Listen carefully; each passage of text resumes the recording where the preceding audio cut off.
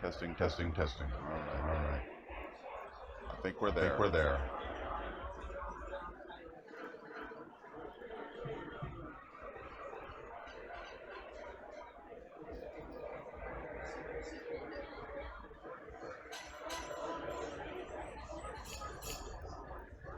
Hey everybody. I don't know about you guys, but I have really been. This is really loud. Let me turn this down. Okay. I don't know about you guys, but I love that session with. Take these out. That way I don't have to listen to myself. Like a half a second delay, and it's driving me crazy. So anyway, I hope you guys like that session with the astronauts. That was really cool. What you were watching is a live stream of the John Glenn Memorial Symposium being held in Cleveland, Ohio. And this is a celebration not just of what the research and obviously all of the stuff that John Glenn has done in his career with respect to space, but it's also a look forward. There's a lot of talk here about going back to the moon with Artemis, with NASA's Gateway, and then going on to Mars. So we've been looking at sessions, watching a lot of sessions about various companies that are involved. We've got the Aerospace Corp, we've got Maxar, we've got Northrop Grumman, we've got drawing a blank Aerospace, I was trying to think of them. Aerojet Rocketdyne, Airbus, lots of corporate people here, all working with NASA to get various parts of the NASA Gateway built and done. And so it's been a really interesting morning. Right now everybody's on break, and so I'm just sort of here to talk to you guys a little bit about what's going on. And there's a double delay or feedback on the audio.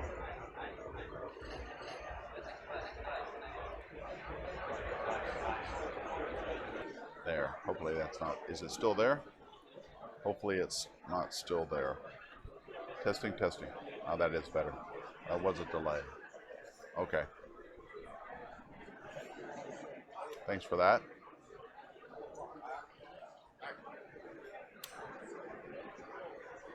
Okay, is the delay still there?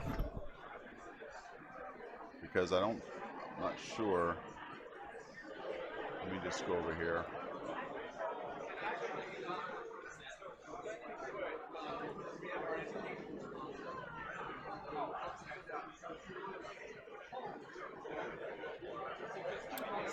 There is still a delay. Oh, okay, so it's still a delay. Loud and clear on my end. Okay, good. All right, guys. Well, let me know. Hopefully I've got it sorted now. I had too many audio devices selected there. So anyway, what do you guys think? Pretty cool morning. Really interesting morning. It's always good when astronauts get together, I can tell you that. So I really think that was really a neat session. Really was cool. But maybe, yeah, that's it. Okay, good. Got rid of it. So you guys, let me just re-say that again without all the audio delay. We are in Cleveland, Ohio at the John Glenn Memorial Symposium, right over there. And this is where a lot of companies have come together to talk about what they've done, what they've gotten accomplished for the Artemis program to get us back to the moon in 2024. Everybody here obviously is very optimistic that it can be done. That question was asked to the astronauts at the end of the last session about whether they thought it was very realistic, and almost everybody said, look, it comes down to will and money, not capability, not whether we have the technological capability to do it or not, but whether we want to get there by 2024. And that's been the biggest sticking point, I think, with NASA over the years, has been that the goals keep getting moved. The goalposts keep getting moved on NASA, and it was Mars just last year. Now it's the moon, then Mars, and so let's just stop and take a break, and let's just go and do what we got to do to be outside of Earth's magnetosphere first. So like I said yesterday, I'm very much in favor of the Gateway mission, the Gateway program, which has lots of components to it, but the first one that they're starting to work on is called the PPE, the Power Propulsion element. It means other things in other parts of space, but in the context of this symposium, they're talking about the power and propulsion element of the gateway, and they're planning on it's going to have a heavy component for the solar. It's going to have a heavy solar electric propulsion component to it. And the reason it's important for the gateway is that Artemis is going to use it. It is a key propulsion system for getting us into the solar system. It's got low thrust. It's got continuous thrust for years at a time, and so it's very useful for getting us out into the solar system. They are getting ready to stop for break now. I was going to have some people here to talk to, but they got kind of sidetracked a little bit and couldn't stop by and talk to me. So we're going to go back and start up again with the sessions. But I also wanted to just very briefly mention that this is very heartening to see all of these corporations coming together and showing their technology, showcasing what we're doing to get to the moon, and how the gateway is going to help us get to the moon and to Mars. And really, the capability is extremely promising. There was even this session on automated communications and cognitive communications, which I had never heard of before. So this ability for space probes like Dragonfly, when it goes to Titan, it's going to have to be autonomous in almost every sense, because we can't tell it what to do when we're flying around. When you fly a drone here on Earth, you have complete control of it, and it's instantaneous. You can't do that on Titan. So the technology, or the rotorcraft, has got to keep the drone, whatever you want to call it, has got to be able to control itself, decide where to go, decide what to do without immediate feedback from the operator. And so this technology is huge in this particular symposium. Hi. Sorry. Yeah. Ron. Hi, Ron. How you you doing? Yeah, it's good to meet you. You too. Yeah. So we're gonna try to get Thomas. Yeah. Yes. Come on, have a seat. Do you have a moment? Yeah. Okay, great. So if you just have a seat. Yeah, I'm streaming right now, actually. So just come on in and have a seat. Tony's the best. Yeah, thank you. This is Thomas Kashingaki, and he is from the Aerospace Corp, right? So describe to us what. Oh, I have to. I have to do this. Unfortunately, that's all I have. That's fine. Okay, so we'll leave that there, or maybe just. I tell you what. That way you don't have to deal with it. Okay, so tell us what you do at the Aerospace Corp. I really enjoyed your session, and it was really very interesting, I thought, especially with the solar electric propulsion component and things like that for Gateway. Yeah, that's interesting. So what I do at Aerospace is I'm focused on protection of all civil space assets. So worried about NASA, NOAA, USGS, and then some commercial. And the idea is to take some of the best practices from what the DoD and the intelligence community have developed over the years to make sure that we understand what the situational awareness of the space assets are, what the threats are, whether they're environmental like space weather, whether they are man-made by bad engineering, or if they're intentional threats against the spacecraft. So cyber, lasers, jamming and spoofing of GPS and things like that. And so you're learning you're taking those technologies, incorporating them in NASA missions. Into the NASA missions. Okay. Right. How important? I mean, I guess I never thought about things like cybersecurity or security of the probes with respect to things like Dragonfly going to. Are you incorporating a lot of this stuff in the Gateway technologies? So let's be very honest. For many years, NASA hasn't really worried about the threats.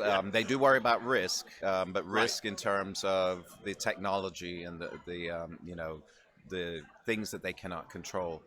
But the Defense Department and other communities in the space community have often worried about what could happen if the wrong person was trying to do something nefarious. Are we talking like hacking into spacecraft? Yeah, so cyber is hacking into the satellites or hacking into the ground stations.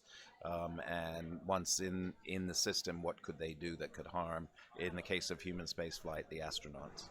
And so now, you said NASA has historically not been all that concerned with it. That's become a real issue now. It has. And in fact, over the last 10 years, NASA has started what they call the Space Asset Protection Program.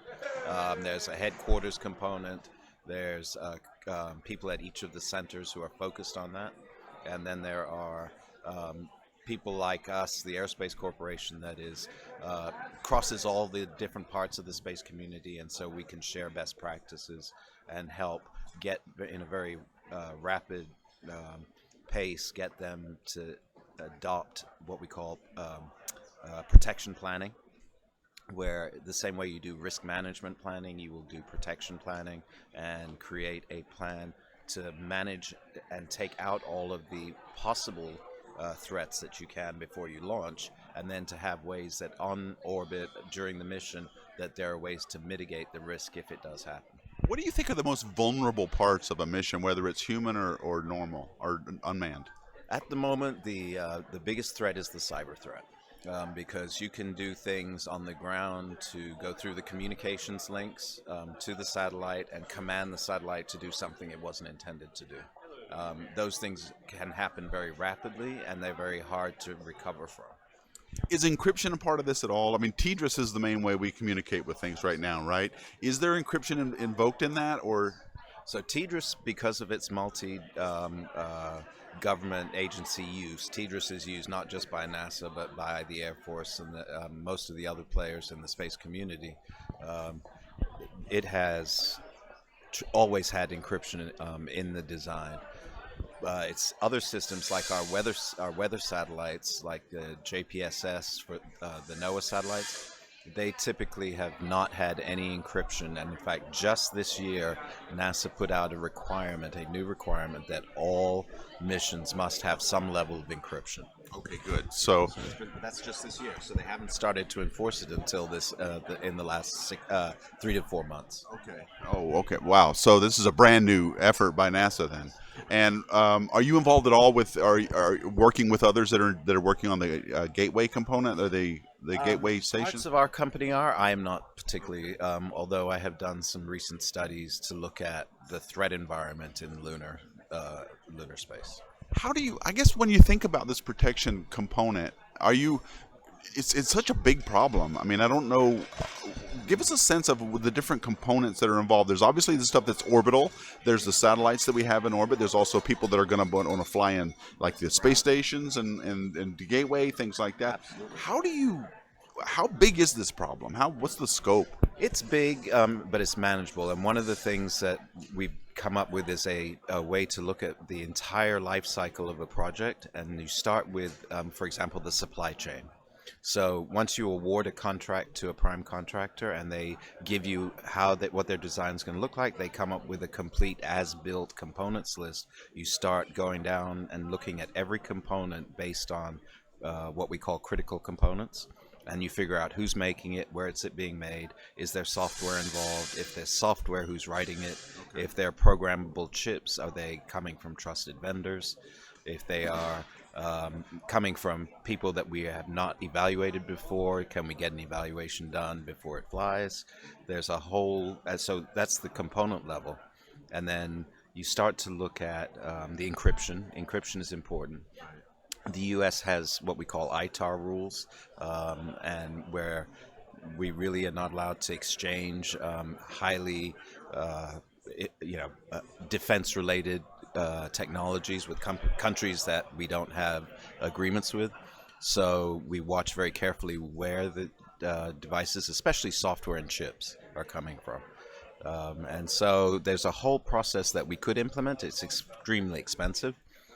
So what we're trying to do is make it simpler for the civil agencies compared to what the DoD does. Okay. Well, Thomas Kashingaki, thank you so much for taking time. I know the break is over and you got to get back, but thank you so much for taking a few time. Thank you. Yes, that was Thomas Kashingaki from the Aerospace Corp talking about stuff I never really think that much about, which is, I guess, cybersecurity on these satellites. And of course, there are companies out there doing that. So I guess that's a big problem. You don't want the ISS getting hacked, I guess. So that's that's something I just don't ever think about. All I want to do is explore stuff.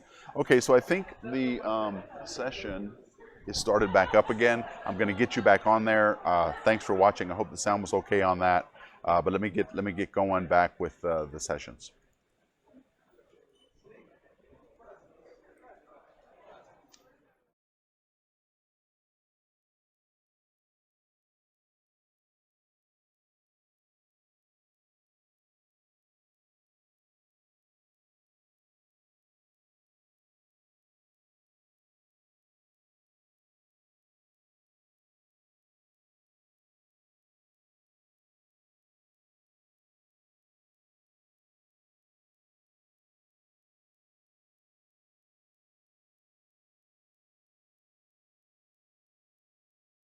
technology base required to address the most pressing needs in essentially understanding the coupling of fluids and structures in the high-speed flight realm. Robbie oversees, among other things, a laboratory with some of the nation's most unique capabilities in being able to test acoustic and thermal loads on hypersonic structures. He's been at the Air Force Research Lab since 2003. He spent 16 years on the faculty at Texas A&M, so that's a theme. And his bachelor's, master's, and PhDs are all from the place where I used to work at the University of Maryland, although in mechanical engineering, not aerospace engineering, thus proving no one is perfect. Or somebody's smart. Or somebody's smart, yes. And then to Robbie's right, we're also pleased to be joined today by Jay Dreyer, who is the Deputy Associate Administrator for Programs and the Aeronautics Research Mission Director at NASA headquarters. And in that position,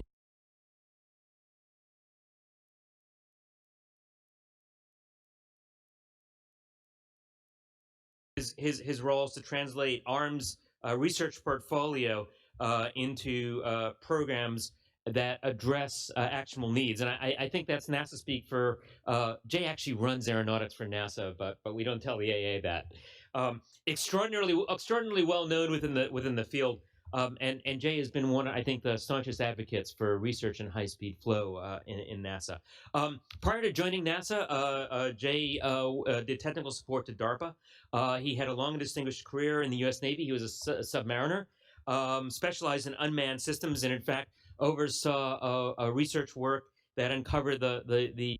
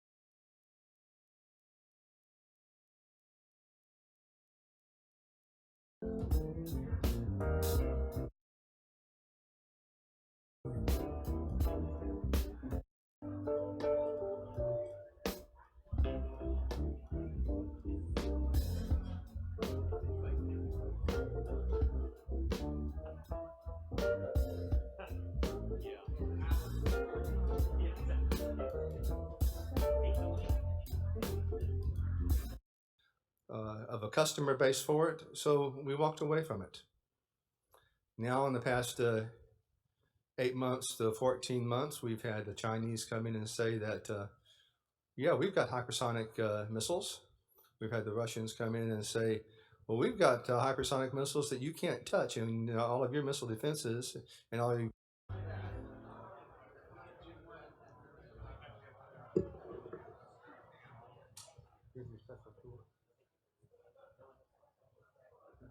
No one has what? Okay, that's good. Hey. Okay, this next panel is unusual because no one has slides. So you're not going to have to worry about pointing the pointer at the right place. So hypersonics, before I read my prepared stuff that Jim takes a lot of time to put together for me and then I ignore. But anyway, when I had a real job a few years ago, my company sent me off to look at some hypersonic wind tunnel facilities in a couple of places, or places that were trying to do high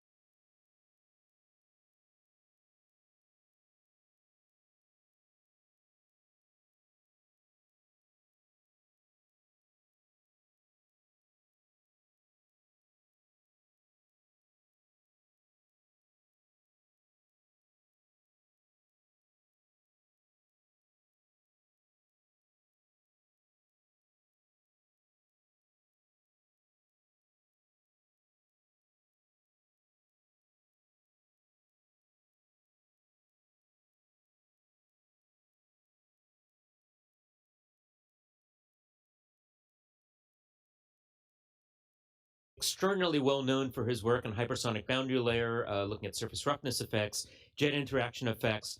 One of our intellectual leaders in the field.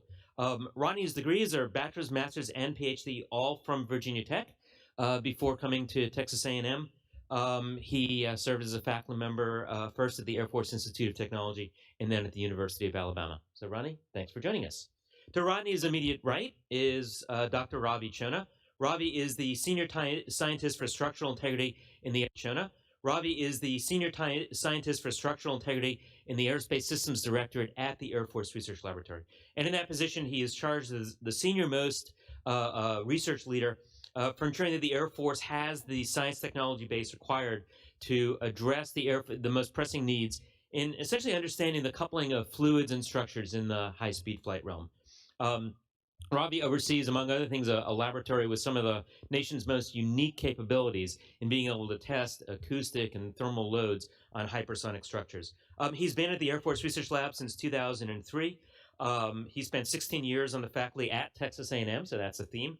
And his bachelor's, master's, and PhDs are all from the place where I used to work at the University of Maryland, although in mechanical engineering, not aerospace engineering, thus proving no one is perfect. Or somebody's smart. Or somebody's smart, yes. And then to Ravi's right, we're also pleased to be joined today by Jay Dreyer, who is the Deputy Associate Administrator for Programs and the Aeronautics Research Mission Director at NASA headquarters. And in that position, his role is to translate ARM's research portfolio into programs that address actionable needs. And I think that's NASA speak for, Jay actually runs aeronautics for NASA, but we don't tell the AA that. Extraordinarily well known within the field, and Jay has been one, I think, the staunchest advocates for research in high-speed flow in NASA.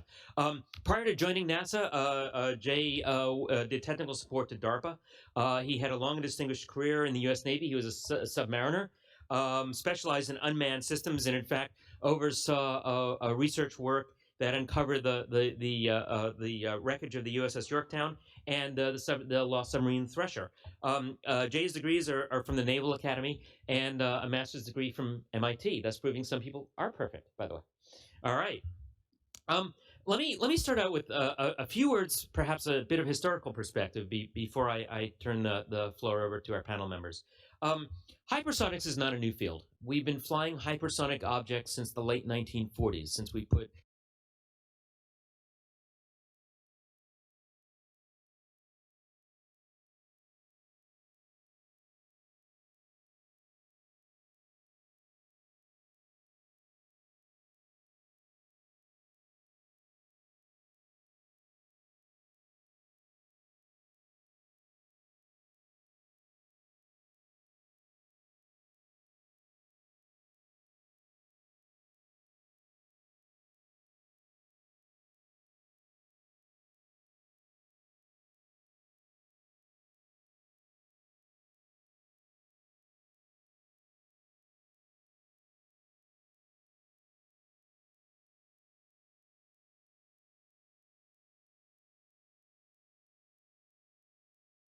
sounding rockets on the top of captured V-2 rockets and flew them out in the desert. Of course, NASA had and its precursor, the NACA, had a long and distinguished role in developing the field of hypersonics. The very concepts for reentry heat shields came out of work that was primarily done at what is now the NASA Ames Research Center, work led by Harvey Allen and Al Eggers that defined the geometry for most of the heat shields that we use today for hypersonic reentry from space back into Earth, back to Earth, or planetary entry for our planetary probes.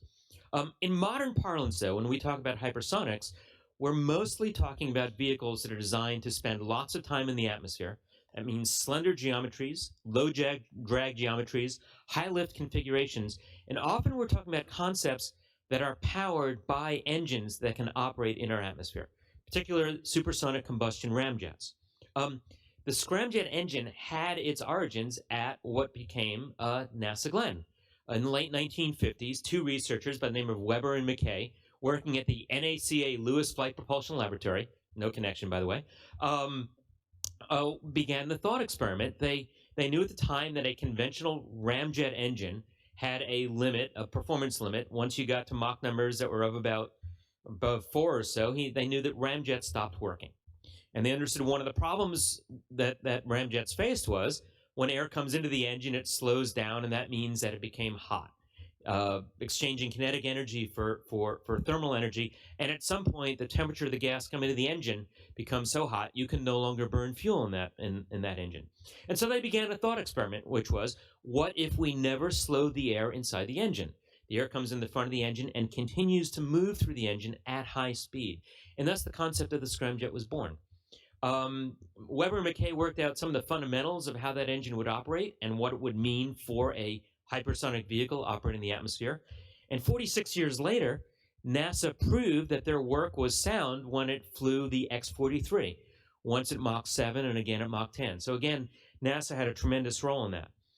The Air Force Research Lab followed it up in 2010 and a program that ran until 2013 with its X-51 program, but building very much on the legacy of the work that NASA did on X-43, with many of the technical experts on X-43 advising and interacting with the team that flew X-51. So I think it's especially appropriate that we convene at this Glenn Symposium to talk about hypersonics. Now, as was mentioned, we've kind of gone through some boom and bust cycles in the field. If you plot out funding and programmatic history, the field has about a 15-year periodicity. But yet, I would declare that this time it actually truly is different. And it's different for several reasons. One, because we have flown hardware through the efforts of NASA, through the efforts of the Air Force, through the efforts of other partners, both in industry and work in academia. We've shown that what was once the realm of laboratory research is now practical, achievable hardware. And then two, cycling back to that point, we're in a world where we're being challenged. We have other nations, Russia and China, that have made it clear that they're investing heavily in the field. They're enthusiastic about pursuing hypersonic technologies. And if they do, it has profound implications for the way the United States will posture itself for future conflict.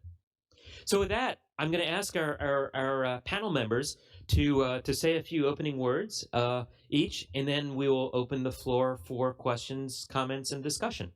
So, Jay, if you'd like to start off.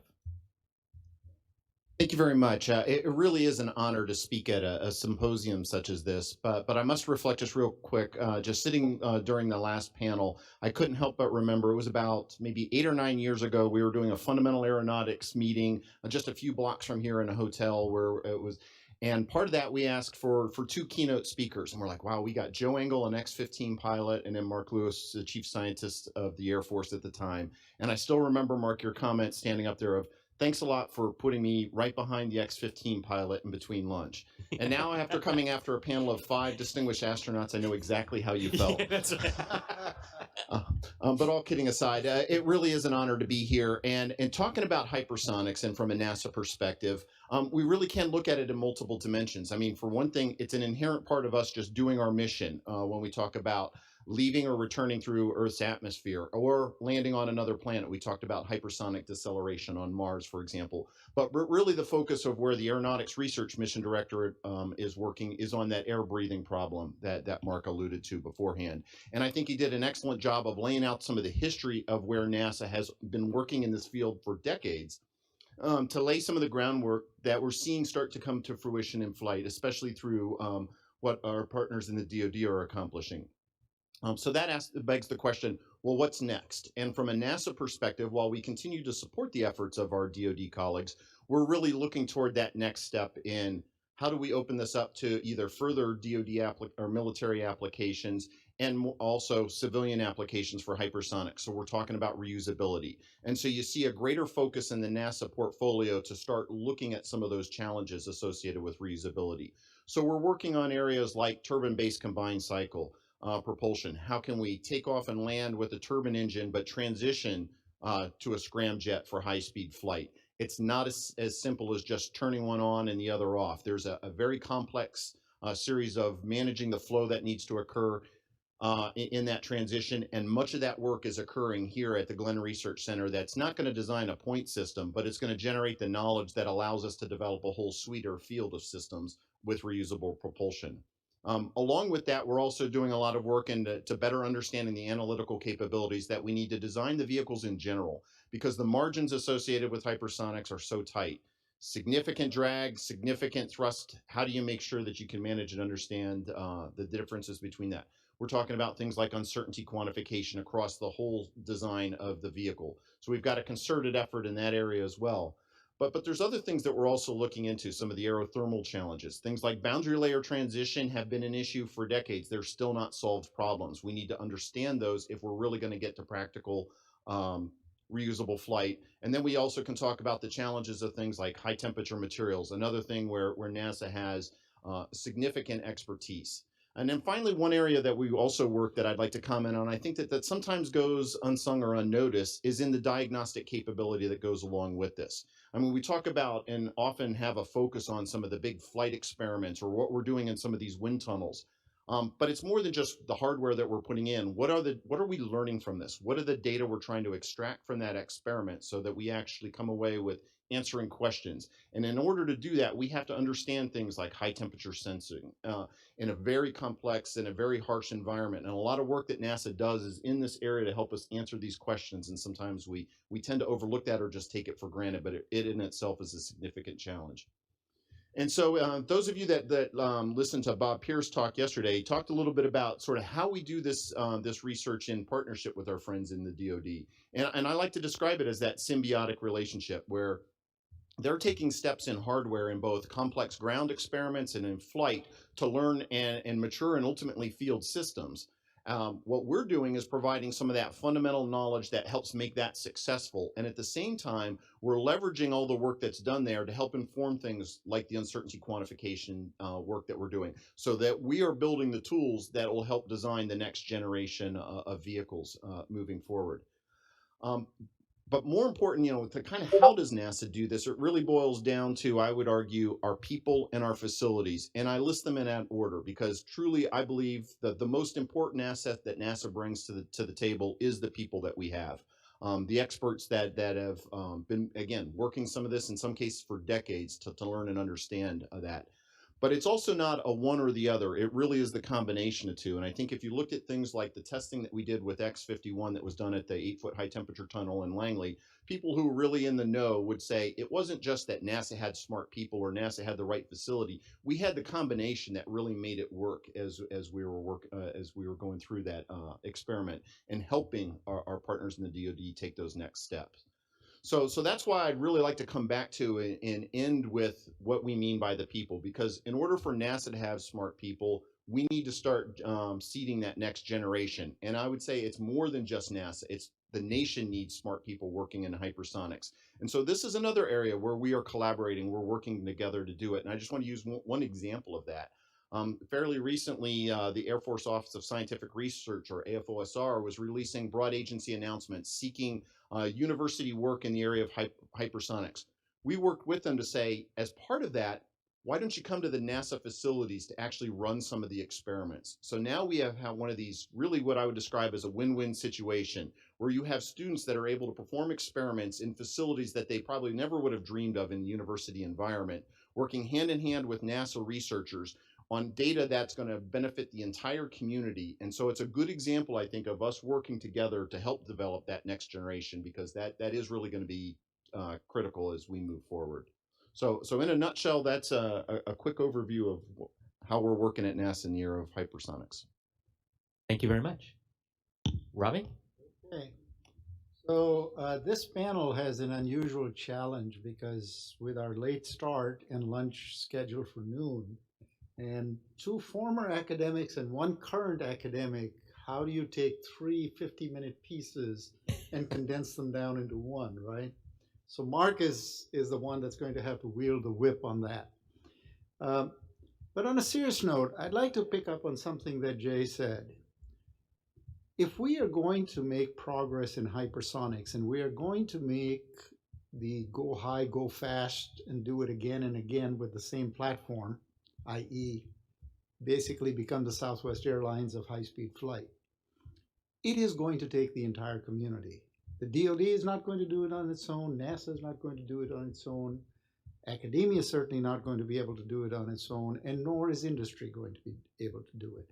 It's going to take a very concerted, integrated effort. And I am delighted to be able to tell you that from where I sit, namely in the high-speed structures arena for the Air Force, that community has formed and has coalesced and has come together and is working actively and making huge amounts of progress that when I came to work for the Air Force Research Lab in 2003, I would never have believed we could have attained in the time that has gone by. And it's taken a lot of effort by a lot of people, many of whom never even get the credit. So that is something that I'm delighted is happening. Now, being a structures guy, of course, I'd like to talk about the most important part of any air vehicle, namely the stuff that has to go there, come back, and do it again and again, right? So it's kind of like our human body. We replace a few parts here and there, we can do repairs and so forth, but at the end of the day, once you're a full-grown adult, you pretty much die with the same skeleton that was formed as you grew into adulthood. And that's kind of the story with the structure of any air vehicle. So the challenge that we have, I think, from the structures perspective, is not that we don't know how to fly at high speed, okay, and how to field structures that can survive some duration of high-speed flight. The challenge is to optimize those structures in a safe manner.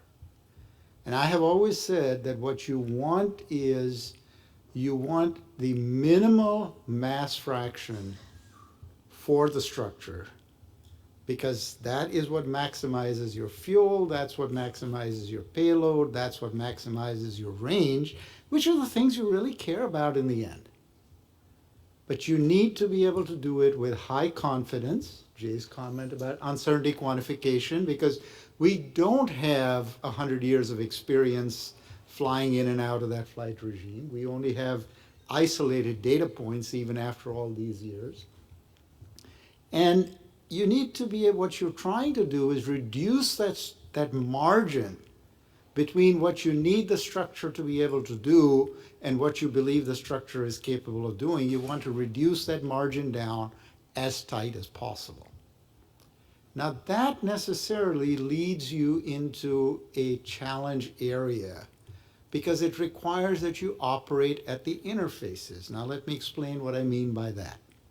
So you're all familiar with the fact that particularly in high-speed flight or any aerodynamic loading situation, you basically have the pressures associated with the flow field, okay? And that translates into, in the high-speed case, some rather intense heating. And that heat, of course, results in temperature changes on the surface, i.e. the outer mold line. And then, of course, that migrates into the structure itself. But the part that we are not taking into account or don't always think about naturally is that thermal loads and mechanical loads differ dramatically in one respect, okay? Because when it comes to thermal loads, the structure wants to relieve those thermal loads by responding to the temperature change. If you raise the temperature several hundred degrees, the instinct is to expand, i.e. you get large thermal strains, but you try to minimize the thermal stresses associated with that temperature load, okay? That's fine if you have an isolated panel sitting on a tabletop with lots of lubricant under it and you shine a heat lamp on it. But when you're part of an air vehicle structure, there is a minor problem, because if I'm the panel that is going to try to expand, okay, or wants more room, it's like being in the middle seat of one of these regional jets, right? You got these people on either side of you, they ain't gonna let you go anywhere. So what do, right? You need to deform, you need to change dimension, but you cannot do it in the in plane. So you do it out of plane. You either bow out into the flow or you bow away from the flow. That's how you accommodate the length change that you need to get. Well, now I've got this high speed Mach 4, 5, 6, 7, pick your favorite number, flow going over this surface. If I start to see the outermost line deforming into the flow or away from the flow, don't you think that's going to change the flow field a little bit? Eh? So I've got this very tightly integrated problem now because the driving force is coming from the flow, the structure is responding and deforming in response to that, in particular in response to the temperature change, which in turn changes the flow field, which in turn means that the temperatures and the heat transfer, etc., is going to change. And if really nasty things start happening, I might trigger shocks and so forth that can land further aft of where this is all happening. And then, of course, we can get all kinds of spikes and transients and so on and so forth. So one of my colleagues at Texas A&M, Aaron Cohen, that some of you may remember from his days at Johnson and as the director of the Space Shuttle program, always used to say that depending on your perspective, when you live at the interfaces, it's a very dangerous place because it's inhabited by both God and the devil. Okay? And never a truer word was spoken. I never quite understood what he was talking about until I came to work for the Air Force and I was handed this challenge of trying to make high-speed structures a reality. So we have to do what we traditionally don't do in engineering. We cannot decouple the disciplines. Okay? So you've got the aero side, you've got the structure side, they're coming together, they're tightly integrated. And oh, by the way, just in case you didn't have enough problems, you've invariably got turbulent flow taking place. So in addition to this mean aerodynamic pressure that you got to deal with, you've now got this fluctuating broadband random vibration from the turbulence that's riding on top of that. And now you've got to somehow figure out what that is doing. So you need long time records, whether computational model, whether experimental investigations, whatever. And these things all have to come together, and that's what defines the loads that your structure has to be able to carry. Okay? Once you get those loads correctly figured out, then you have to go pay attention to how the material that you made this thing from is going to respond to that combination of loads. So let me give you an example. What happens if you do uniphysics and you have a multiphysics problem? Say, okay, I need high temperature capability, right? So I'm going to go with something like a CMC. Well, what's one of the characteristics of any ceramic-based material solution? It's inherently brittle. Now I go put vibratory loads on top of a brittle structure. How do you think that's going to respond? Okay? So I may have given myself temperature capability, but I just ramped down my ability to handle this constant fatigue problem that I have from the vibratory loads. What am I talking about here is the fact that this structure is going to constantly evolve because the material it's fabricated from is going to constantly evolve. Evolve is a polite word. The truth is it's going to degrade. Okay? So, and by the way, what does that mean in the 50th minute of flight? Will that structure respond in the same way to the applied loads that it responded to in the 5th minute of flight, even if those load sets are identical? The answer is no, because those 45 minutes of flight that have intervened, the material is no longer in the same condition that it was at minute 50 as it was at minute 5. And the same thing is true whether you're talking flight 37 versus flight 3. So again, you've got to take this very integrated approach, and from a material standpoint, you don't have a single failure state to live with. It's not going to be governed by buckling. It's not going to be governed by yielding. It's not going to be governed by fatigue. It's going to be governed by things like thermomechanical creep fatigue with some amount probably of nonlinear material deformation, permanent deformation as well. We don't think that way. because 99% of what we do doesn't require us to think that way. Hypersonics is the exception. You have to take that holistic, integrated view of things, and you have to do it in an area where you really don't know a lot. So I like to tell people, you know what's going to happen is as we go further and further and further towards making routine hypersonic flight a reality, we better be prepared to instrument those vehicles in such a way that every flight becomes another flight test, and we can gather information and we can build up that database that we must have. In the meantime, when we're trying to get there, we are faced with the challenge that our ground test facilities, regardless of how good they may be, regardless of how world unique they may be, like the ones Mark talked about, the combined environment facilities that we have at the Air Force Research Lab in Dayton, they just represent small points in a very large operating envelope. So we're constantly looking for new ways to be able to do things. And as we gather as a community, as we exchange information, I mean, I had a delightful conversation with Dave Stringer last night, which hopefully is going to lead to some increased interactions between what he's doing at Plumbrook with some of the high-speed facilities there and what we are trying to do from the Air Force end in trying to do practical work in structures. We've got to create the community. How are we doing that at the Air Force? We are working closely with NASA. Okay, you alluded to the combined cycle work. There's a very active program between some of my colleagues at Wright-Patt and the folks here at Glenn. It's all about the control and the inlet and how do you make all those things come together in the right way. There's mentoring taking place with more senior folks working actively with younger people. Actually, I learned recently that that mentoring approach that has been developed between NASA and the Air Force for this work on the combined cycle engine development has been recognized as being a best practice. And if I'm not wrong, I think it's Johns Hopkins Applied Physics Lab that is picking up on that. My own folks at AFRL, we have a very active academic collaboration, formal collaborative center and other partners. Mark is on our advisory board and knows all about that. And it's about creating not just the knowledge, but creating the people.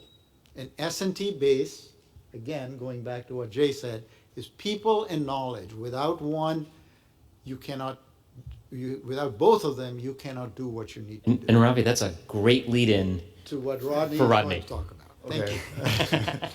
All right, so first, I want to say that I'm humbled to be here at the John Glenn, this first symposium. He's one of my heroes, just to put that out there. He has a couple of quotes that I really like. One is, anyone who doesn't want to be first doesn't belong in the program.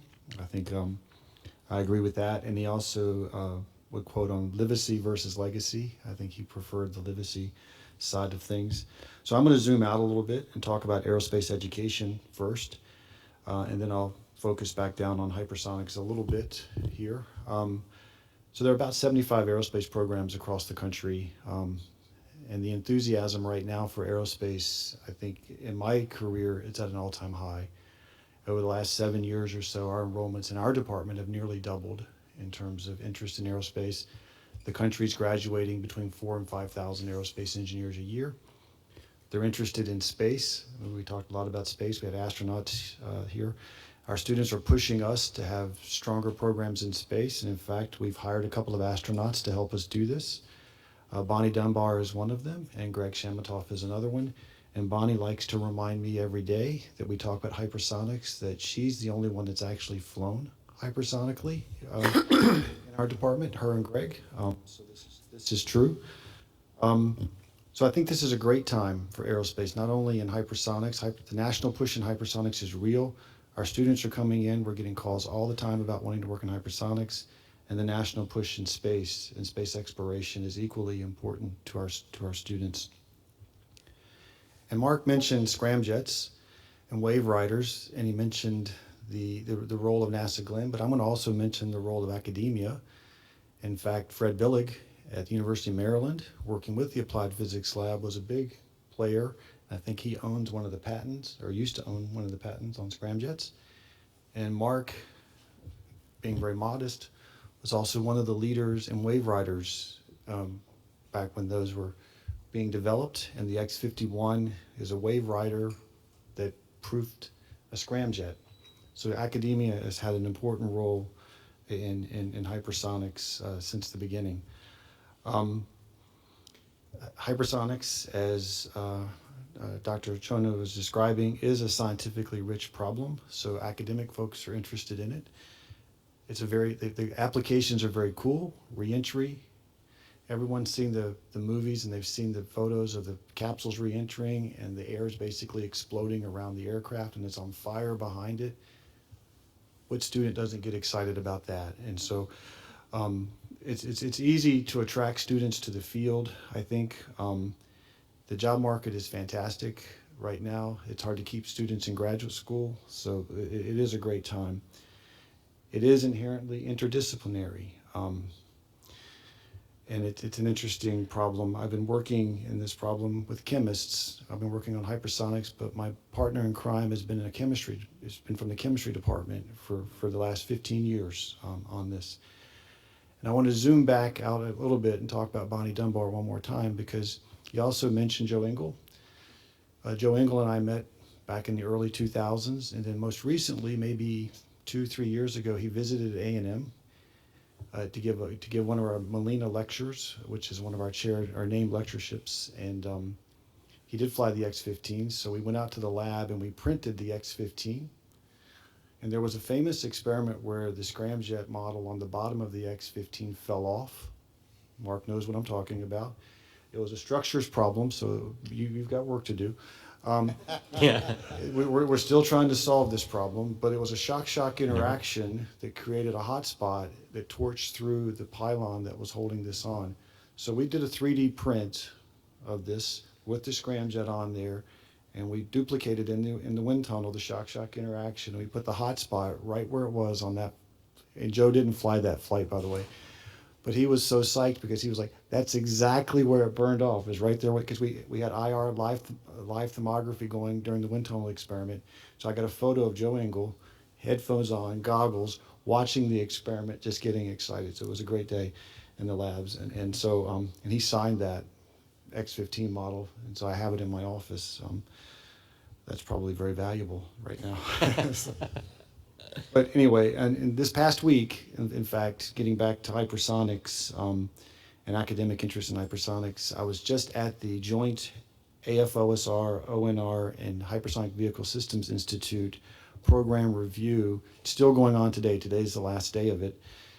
And they're basically funding basic research in academia. And there was at least 100 presentations over the week on basic studies, and these studies are supporting graduate students in the workforce of tomorrow to help solve these problems.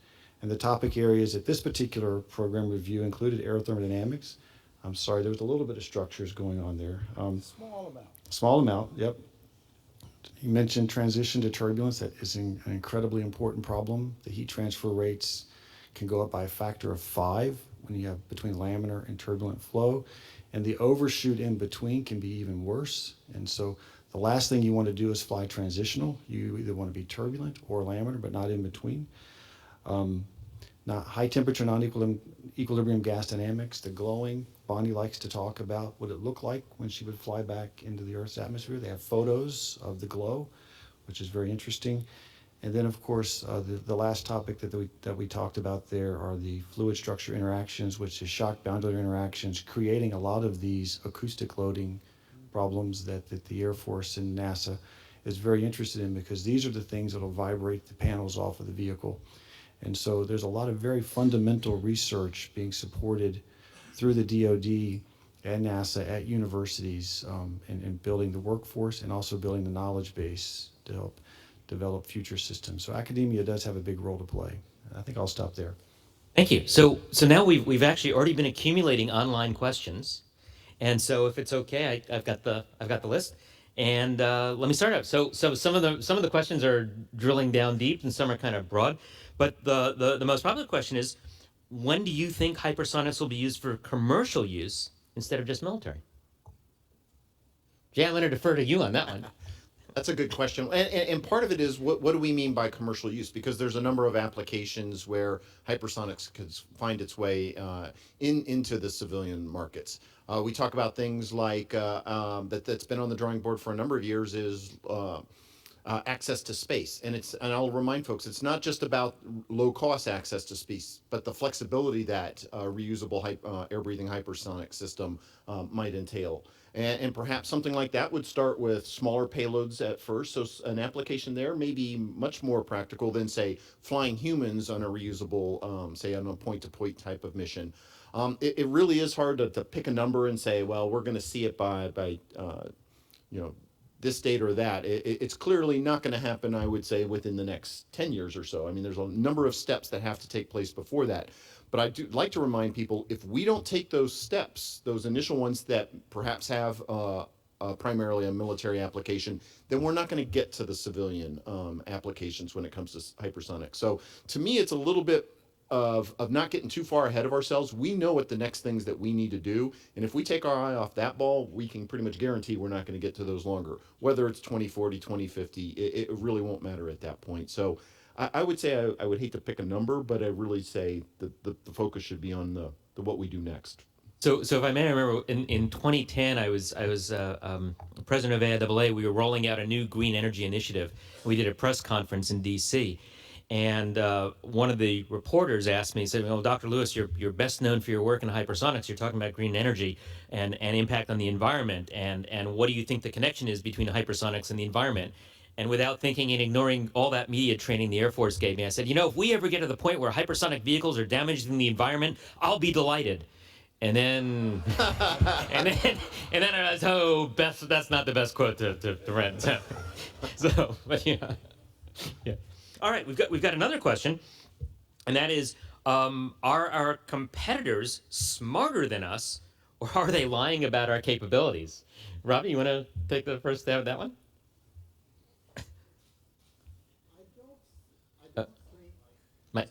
Just speak. Yeah. It's pressure activator. Okay, I'll try without it. Go into my lecturing voice. I don't think necessarily that our competition is smarter. I think what our competition has is a will and a willingness to invest and to invest in a consistent manner. That is where I think the difference comes in. Yeah, agree. And we did their homework for them in many cases. Well, of course. Yeah. But that's because we have, as a nation, have never kept science and technology developments at the fundamental level have never been shielded. Very good. Anyone else want to jump in on that? Or? That's a good answer. Okay, here's one. And Ronnie, I'm going to defer to you in this. Could you explain what aerothermochemistry is? Sure. This is a term coined by Theodore von Karman back in the 50s, actually. And it's the combination of aerodynamics and fluid mechanics with chemistry and combustion. So he coined this term, this phrase, because it's important in the aerospace field for propulsion and external aerodynamics. So aerothermochemistry is what that means. Very good. Next question. We've talked a lot about materials, but is there any research yet on how flying hypersonically might affect the human body? So I don't know if I can directly comment on that point, but it actually ties into maybe the first question on the commercial applications of space. So one thing we have done is some very high level, and again, not specific vehicle designs or things like this, but we've done systems analysis work on what would, say, a point-to-point vehicle look like?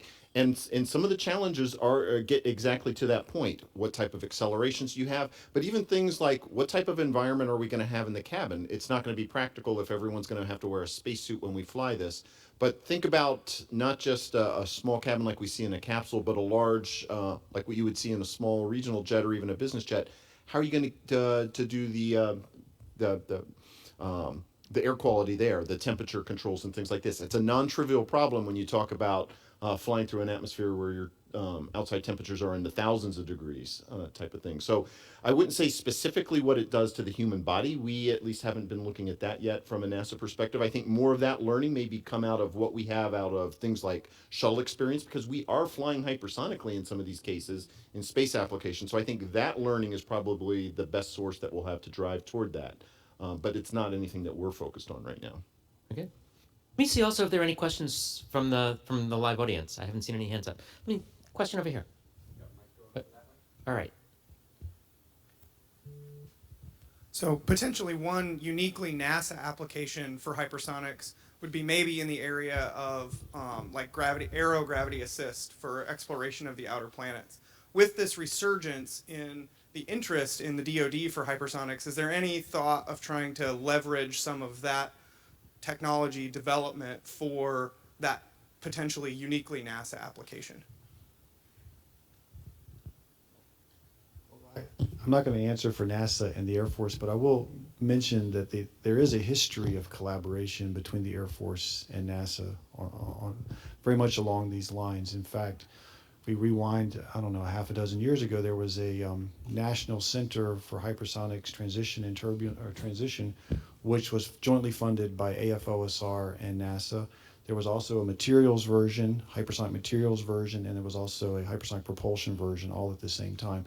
This was a $30 million investment over about 5 years in terms of, and so the NASA applications were, of course, more exploration, and the Air Force applications were more military focused. So there is indeed a history of that. So if I can, aerogravity assist is one of my favorite subjects. So using aerodynamic forces to enhance a gravity assist maneuver. There are two gentlemen at JPL who worked on it for many years, Jim Randolph and Angus McRonald. And they showed you could do some amazing things. The idea is essentially you augment the energy you get from a gravity assist by diving into the atmosphere and using aerodynamic forces to hold you there. The challenge is you wind up diving into planetary atmospheres at horrendously high Mach numbers. So McRonald and Randolph came up with one trajectory that would get you from Earth to Venus to Mars to Pluto in just a couple of years. Basically shave a decade off the transit time. It, by the way, lends itself to great acronyms, because the Venus-Mars transit they called a Vaga-Maga because it was aerogravity is AGA. Anyway, their first maneuver into the atmosphere of Venus though would occur at close to Mach 70. So Ravi has that for an aerodynamic challenge.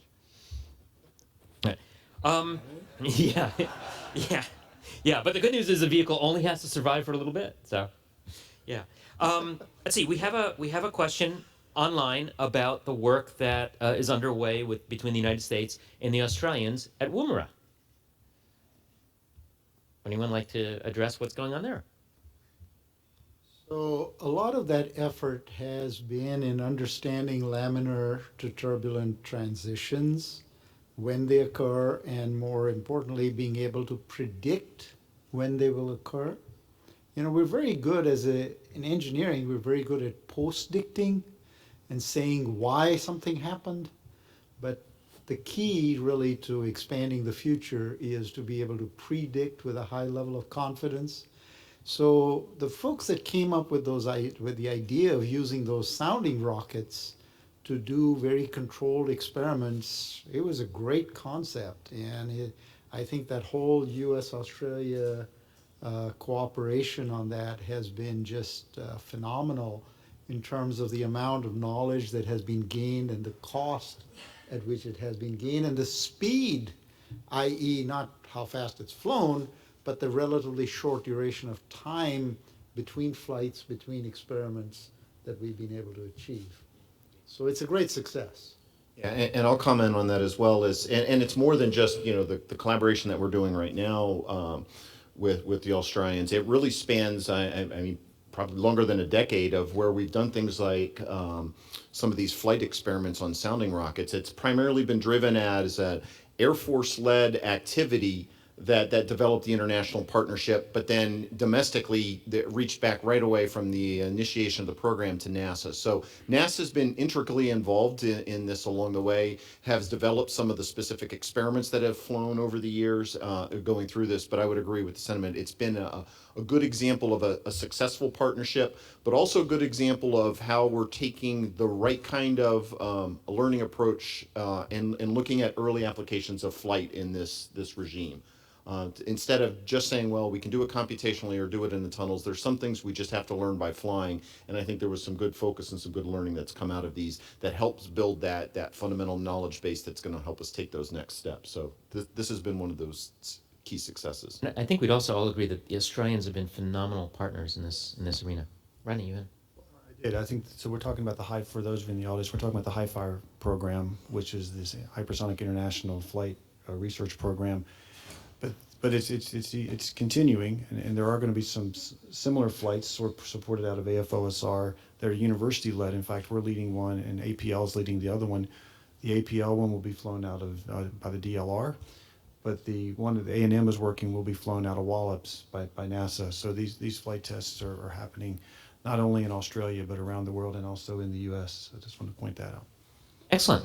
Let me see if there are more questions from the audience, because I know we had some hands up. I have one, sir. I think it's a structures question, but your mentioning of the sitting in the middle seat.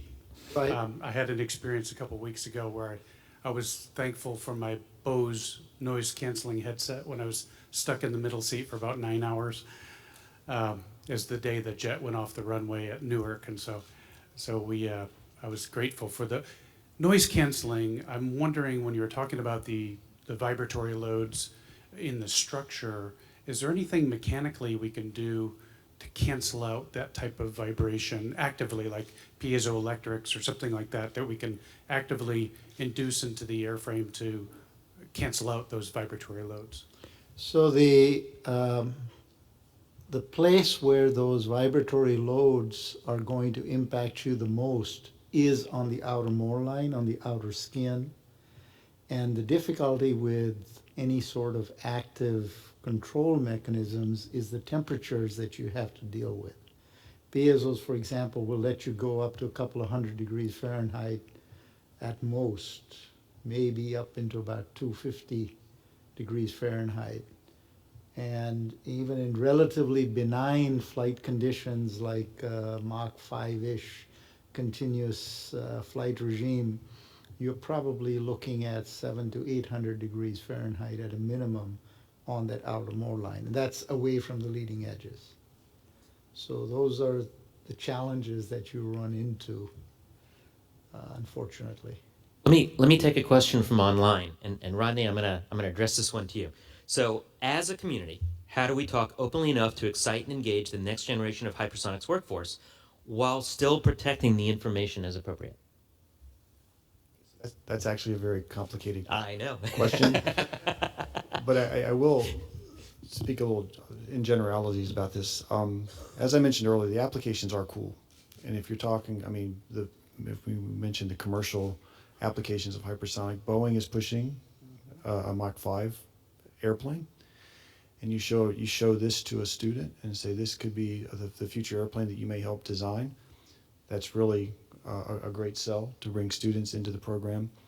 NASA does a wonderful job. The outreach that NASA does through social media, my favorite things to look at on Facebook are photos of asteroids and planets and everything else that NASA is doing.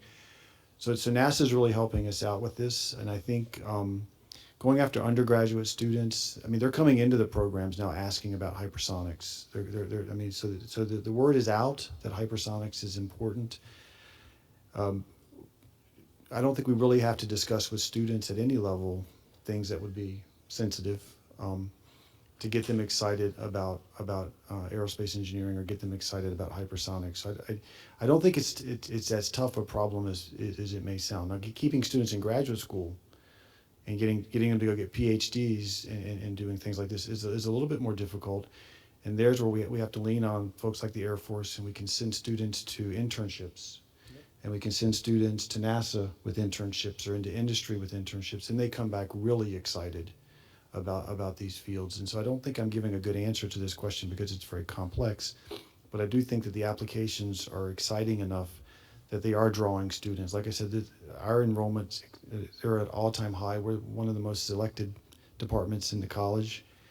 I mean, we're turning away, our average incoming GPAs are higher than they've ever been. And so we're really getting great students interested in aerospace engineering right now. So I don't see it as a huge challenge. Anyone else want to? Yeah, go ahead, Al. I was going to say that I think there are some lessons we can learn. One of those lessons we can learn in that regard is looking at what DOE and in particular Sandia National Labs did some years ago, where they formed research centers at universities on problems that, or challenges I should say, that you might say, well, why is Sandia worried about that?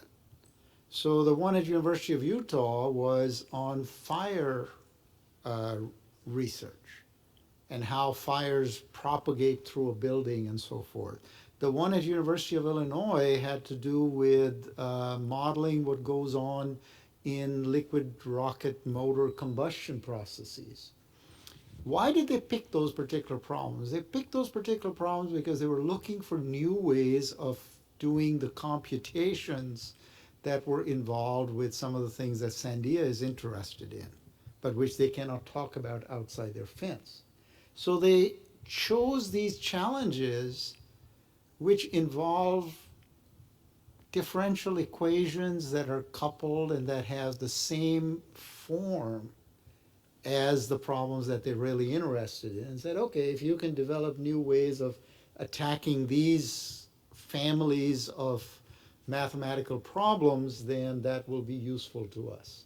The other thing that you can do, and which we are actively doing at AFRL, at least in my group, is that we work very hard to sanitize the information that we are gathering so that we can put data sets out there, so that we can provide benchmark problems that are realistic in terms of both geometries and configurations and loading conditions and the response of the structure and the material to those. It takes a lot of effort. Jay, you had. Yeah, so one comment I'd have on that is I think we should also attack the problem head on and not just say try to mitigate it, but actually say how do we turn this into an opportunity? And what I mean by that is, listen to Dr. Bowerstocks. The drive is there from setting out the challenges. The students are coming.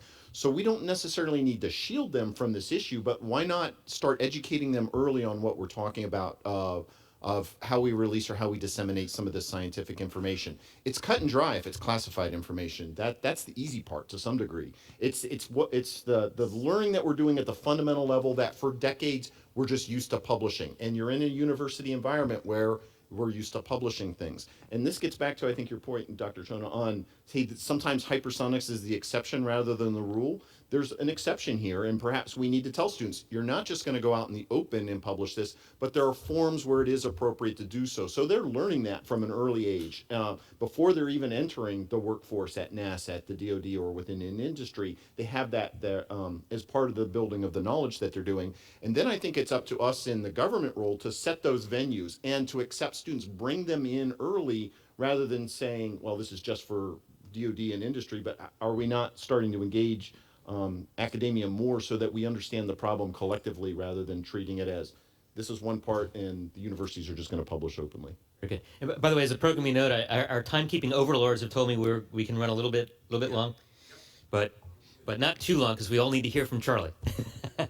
I'm going to jump the online list a little bit because there's a question here that I really like, and I'm going to ask all three of our panel members to address it.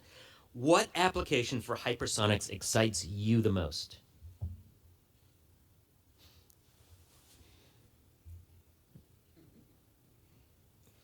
Wow. It's one of those, it's kind of like, and it's not the same thing, but it's almost like when you ask, well, which is your kids is your favorite, type of thing.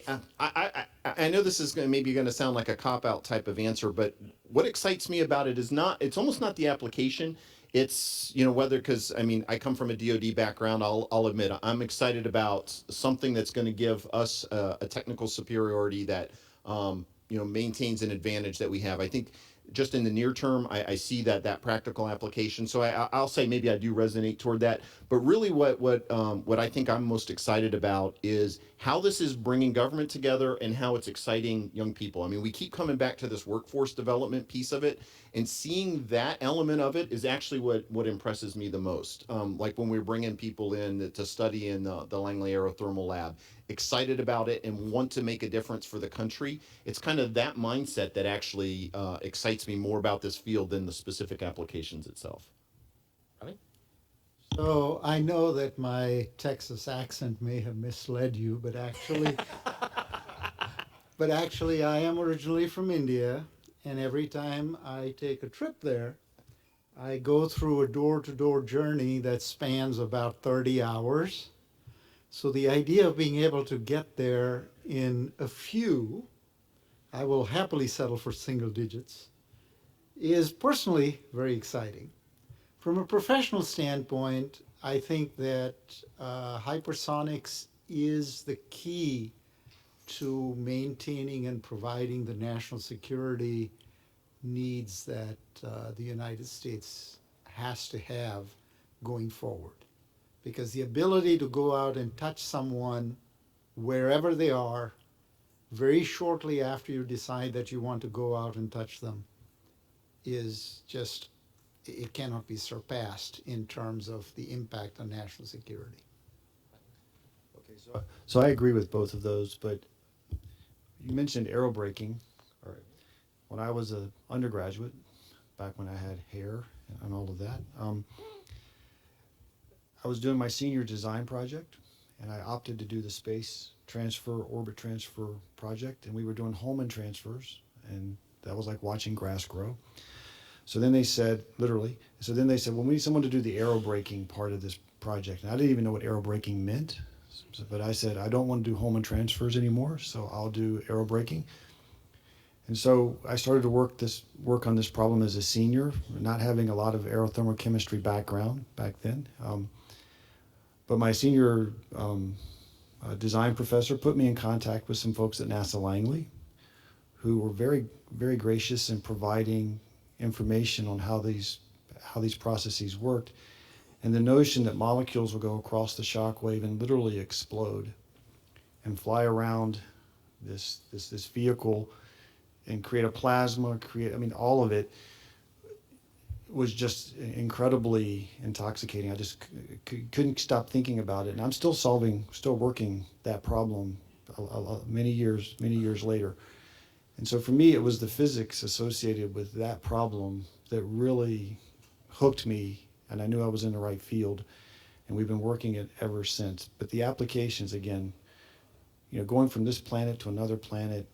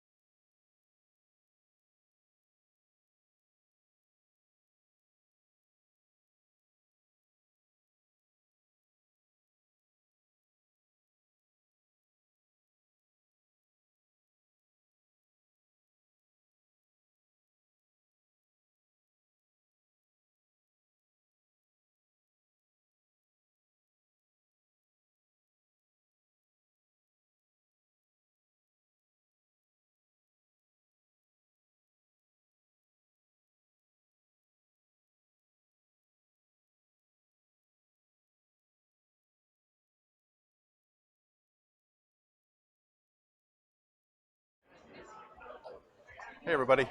Okay, so everybody's breaking for lunch now. The stream died at perfect time. Not that there's ever a perfect time for a stream to die, but let me move this over here a little bit. Okay.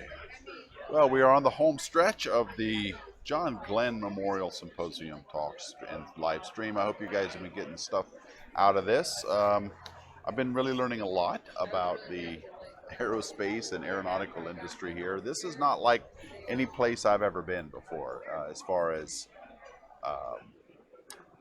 symposia or conferences. I'm used to being around nerdy astronomers, and these guys are all mostly corporate types.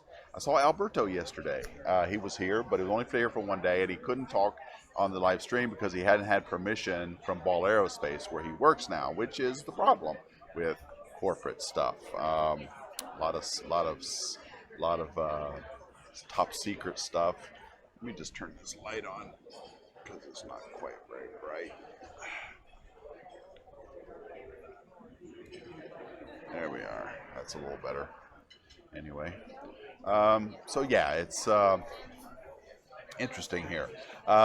You guys were talking earlier in the chat on YouTube about, you know, what the different versions of what is hypersonic, what is supersonic.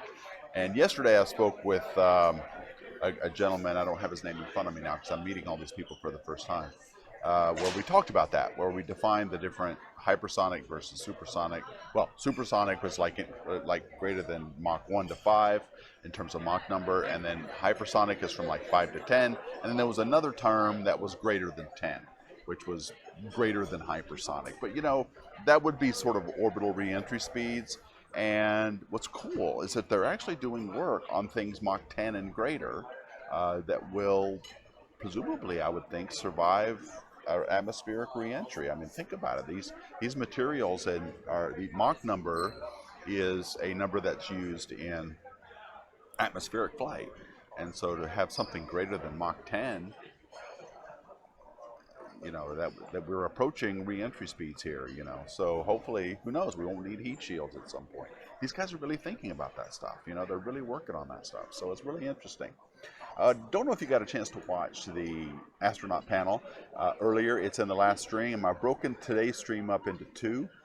There was a morning, the one that started prior to this one is on VOD right now on YouTube. Check it out, because toward the last, I think it was the last hour and a half, there was an astronaut panel, all astronauts. And of course they were great. They told a lot of great stories, and it was really a memorable panel. So check it out if you haven't watched it yet. And today, we got one more astronaut left, because after people get their lunches, which they're doing now over there, they're standing in line getting their lunches, they're going to go back into the ballroom and listen to Charlie Bolden talk, which he was an astronaut, of course, but he was also a former NASA administrator. So he's always really interesting to talk to. I've met him once, and he's really cool. I don't think I'll be able to get him to talk to me on the live stream, but he will, you know, he will speak to the gathering here. So I'll be sure to stream that. Also, I want to mention, you know, that buffering that's going on with the live stream going here. That's not me. That's on the streamers. Well, actually, it's more on either Vimeo or whatever they're live streaming. I think they're using Vimeo. But when I have to do a refresh on that, it's not my fault. Just so you know. Okay, so let's see. Is there anybody there in chat? Hypervelocity greater than 10. Are you sure about that? I don't think so. I think it's greater than 5. But all right, I'll defer to you there, since I don't have that number in front of me. Glad you're here, Raj. Good to see you. Galaxia, you too. Yeah. So I don't know. I'm gonna take a break here before the Charlie Bolden thing happens, and that'll be the last thing. After that, it'll be over. This live stream event for the Glenn Memorial Symposium from Cleveland, Ohio, which I actually like it here. It's I'd never been to Cleveland before, and it's actually a cool little city. It's got a lot of great buildings. A lot of the city is just beautiful. I mean, it's right here on Lake Erie. It's almost in Canada, but it's a great town. It's really been nice. The food's been good, and we've had a great time after the sessions are over, just wandering around and eating and looking at the sites. So it's really cool. The Rock and Roll Hall of Fame is here, which was weird, but the connection is apparently that there is a DJ from the 50s or 40s or 50s, I forget what, who actually coined the term rock and roll, and he was from Cleveland. And so the city of Cleveland is the home of the Rock and Roll Hall of Fame. That's all that I know. But anyway, it is here. I didn't get a chance to go or see anything, but it is here, and it's kind of cool.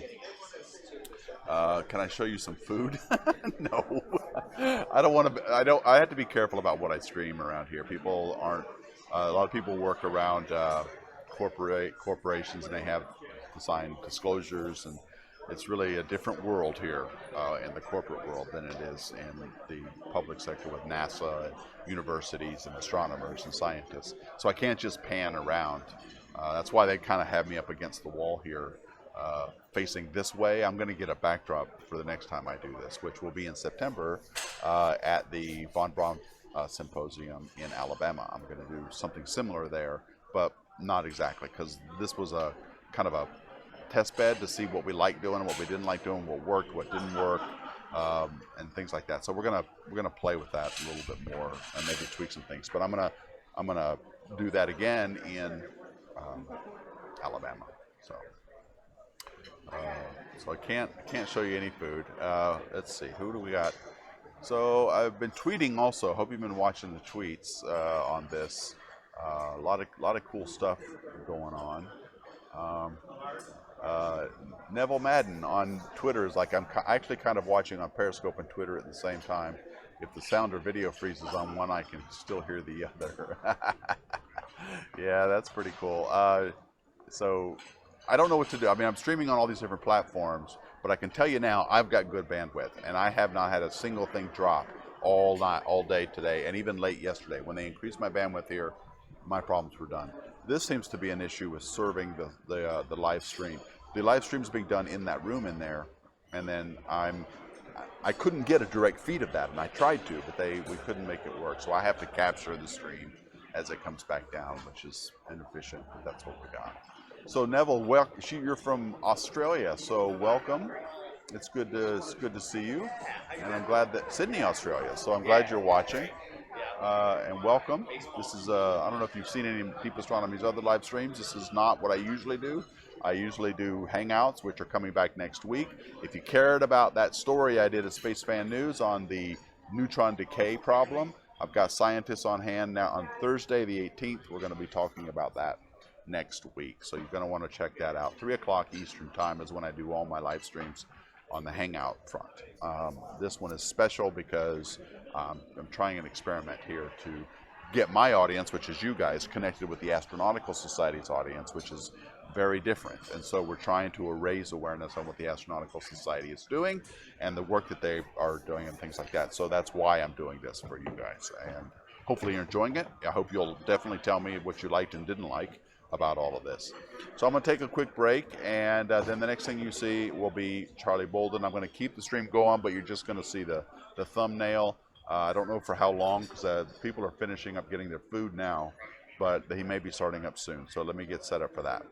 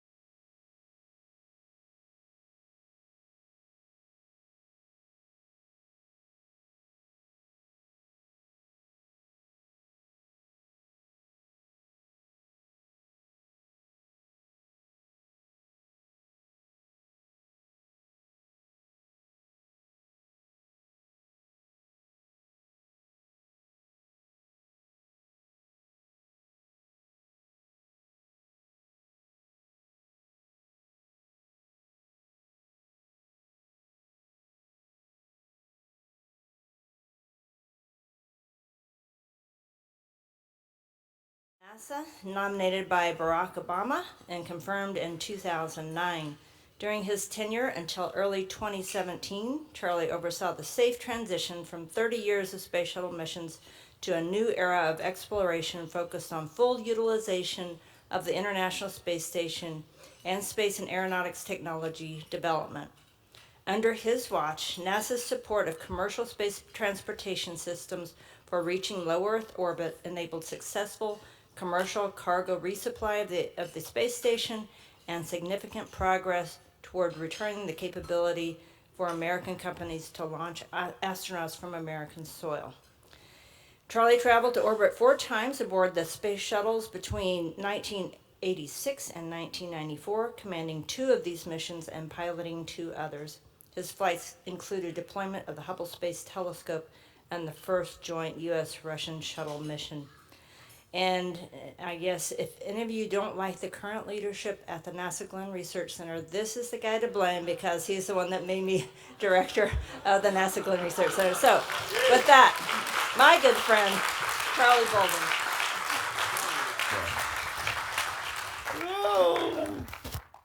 One of the best choices I ever made.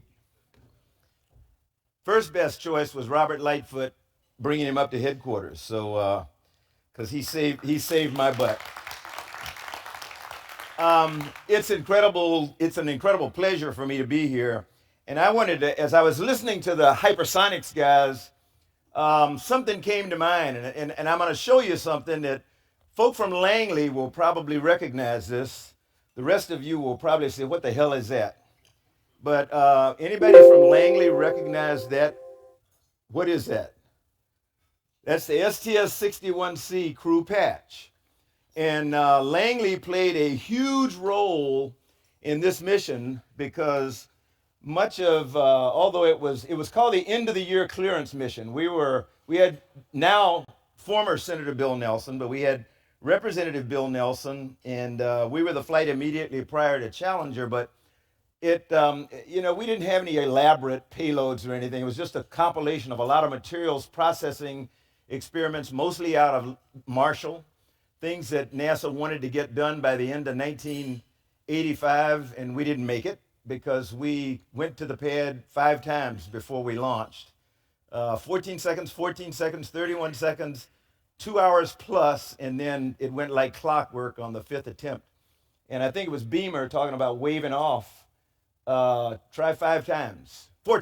We landed on the 5th wave off after the 4th wave off. So we were supposed to land at KSC. We landed at Edwards in the middle of the night. And the good thing was Hoot and I had spent about half of our STA time just because we thought it would be good practicing at night.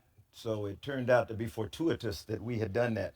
But long story short, that's actually a shock wave that you see that looks like a rainbow.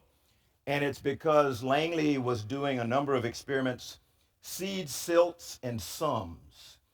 I have no idea what they stand for anymore. I know silts was infrared imaging of the upper wing and fuselage of the shuttle to look at heating. And then seeds and sums were actually, sums I think was sort of some little inserts in the bottom of the orbiter to measure the earliest onset of measurable atmospheric pressure, density, airspeed, all that kind of stuff. And then we had a cruciform pattern of little holes in the nose of the vehicle of Columbia. And they were all pedostatic ports, I think 48 of them. And we actually were able to get measurable airspeed, altitude, and stuff like that in excess of 400,000 feet, so above entry interface. So it was an early aerodynamics test at hypersonic speeds.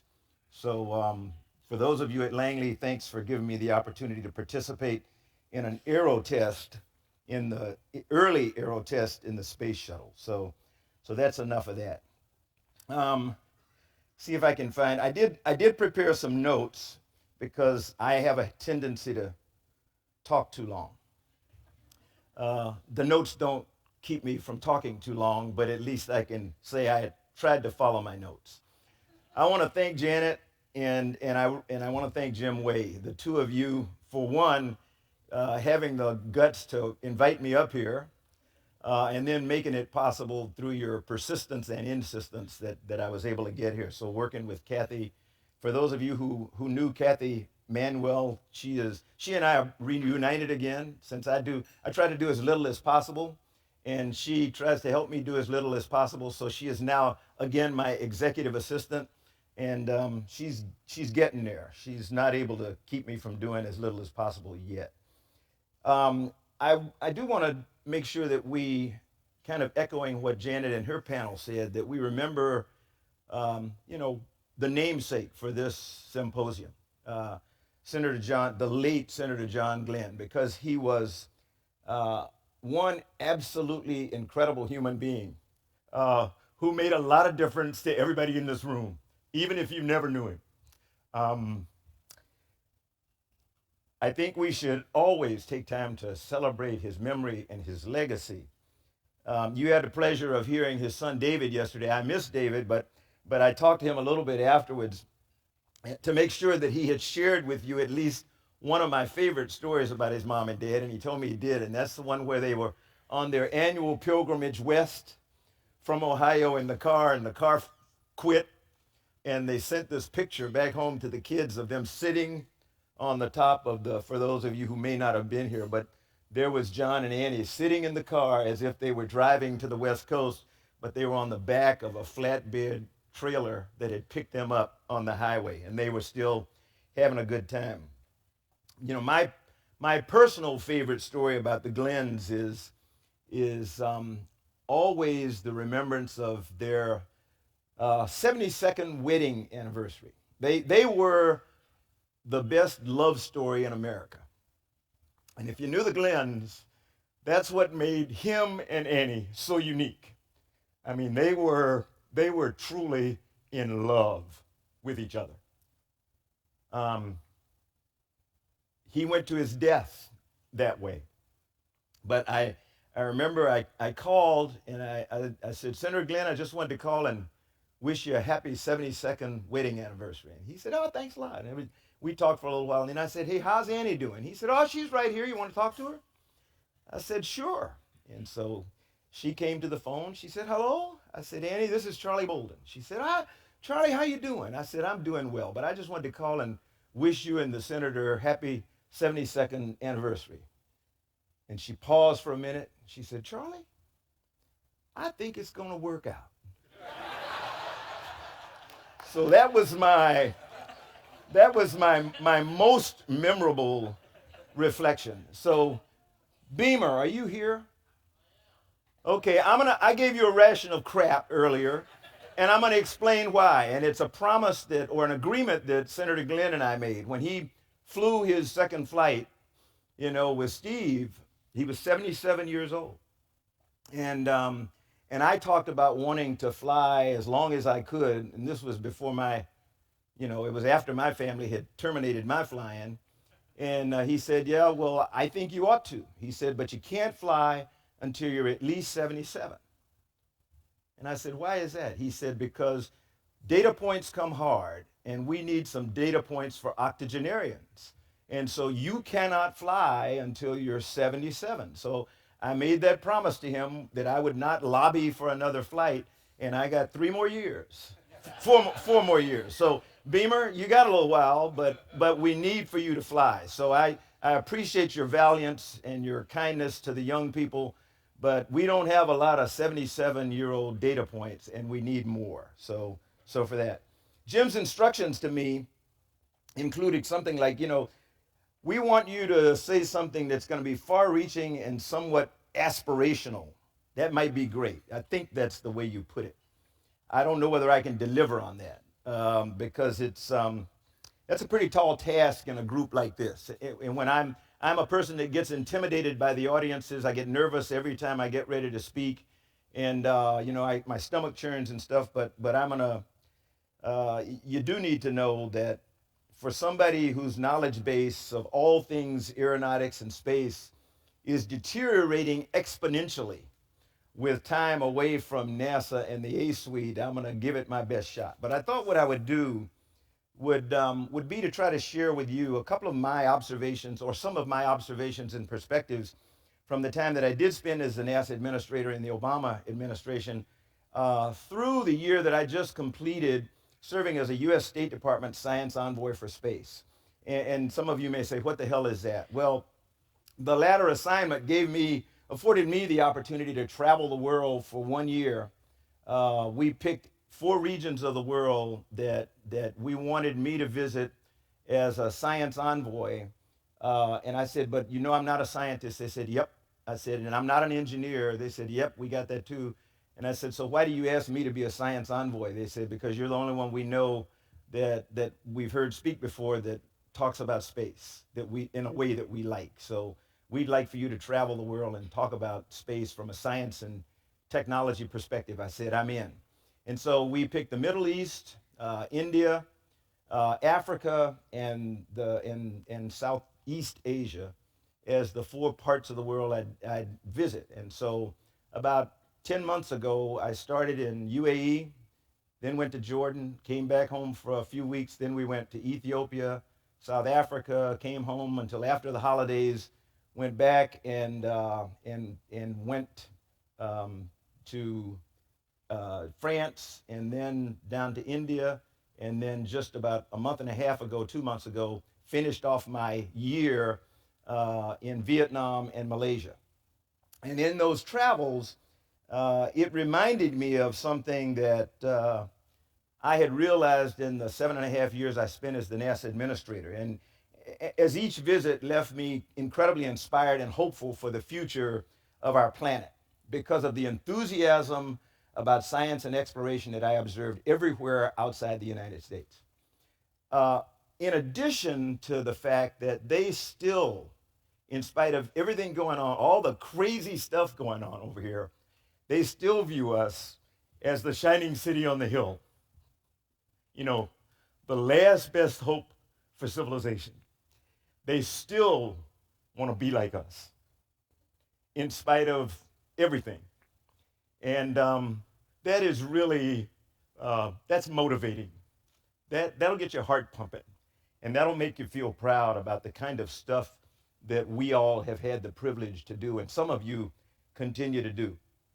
A big difference, I will tell you, though, is probably the most starkly evidenced in that while they want to be like us, I find that some places, and I'll use the UAE as an example, man, they are not waiting. They have come a long way from just saying, we want to be like you. They're now saying, we want to be as good as you, if not better. And in the UAE, where about 51% of the graduates from engineering curricula are women, they are preparing the Emirates Mars mission, HOPE is the name of it, to launch in next year, late next year, to arrive at Mars, to go into orbit in 2021 to celebrate the 50th anniversary of the founding of the UAE.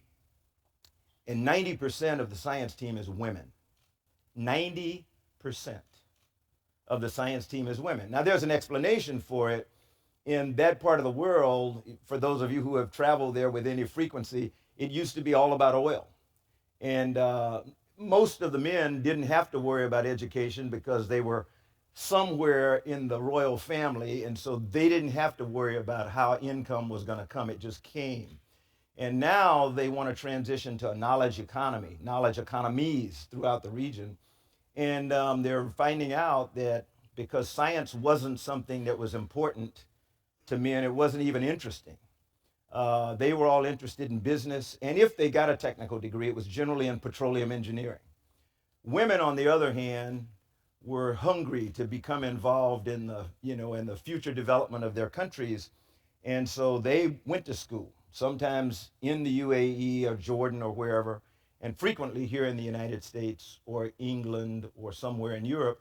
And they took degrees in chemistry and physics and engineering and math. And so they are the knowledge base for those Middle Eastern economies today.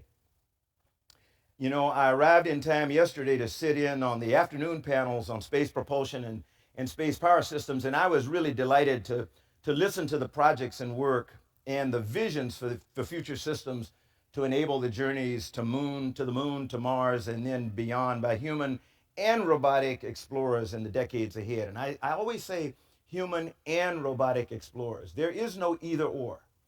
And in this room, we need to understand that. And we need to make sure that other people with whom we talk understand. There is no either or. We've got to do both.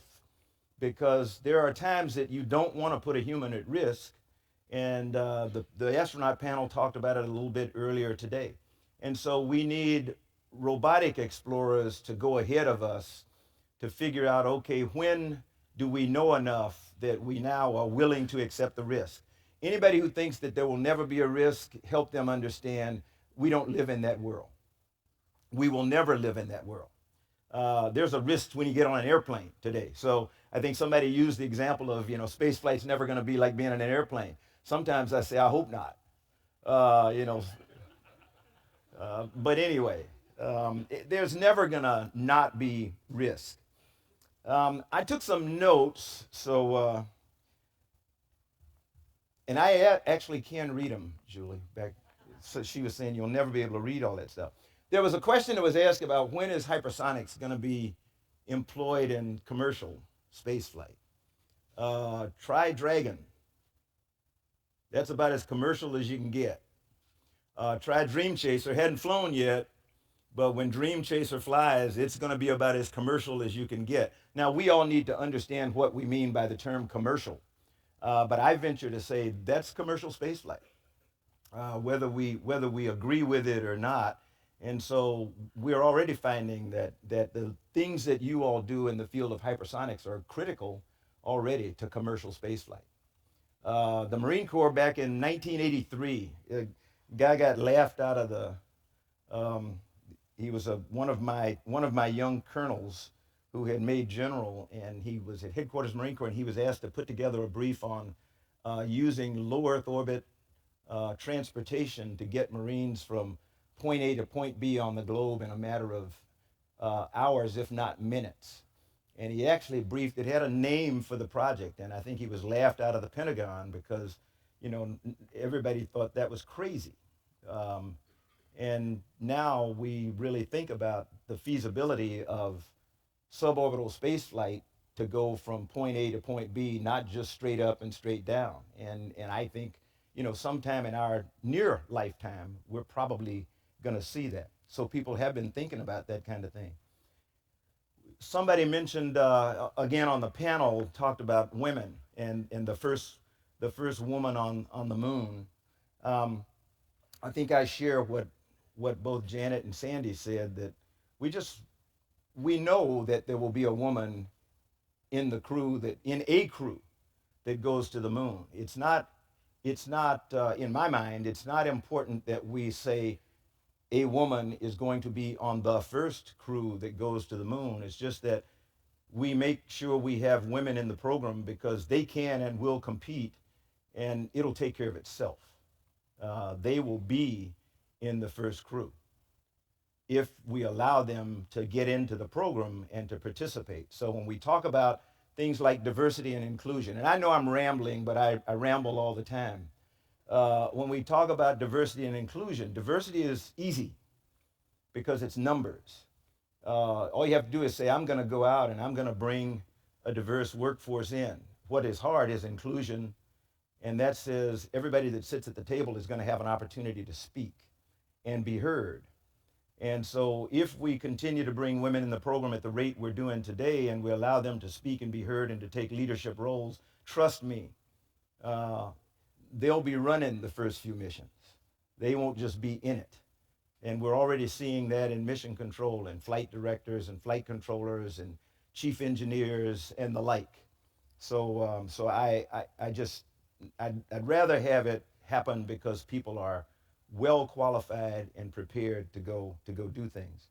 I could not help but reflect on my first trip to China as the NASA administrator in 2010, when President Obama had just come from a meeting with President Hu Jintao of China, and they decided that it was time to restart a U.S.-China dialogue in a number of different areas. And one of the ones that was important to both of them was a dialogue in space. And so they agreed that we would investigate the feasibility of collaboration between the US and China in human spaceflight.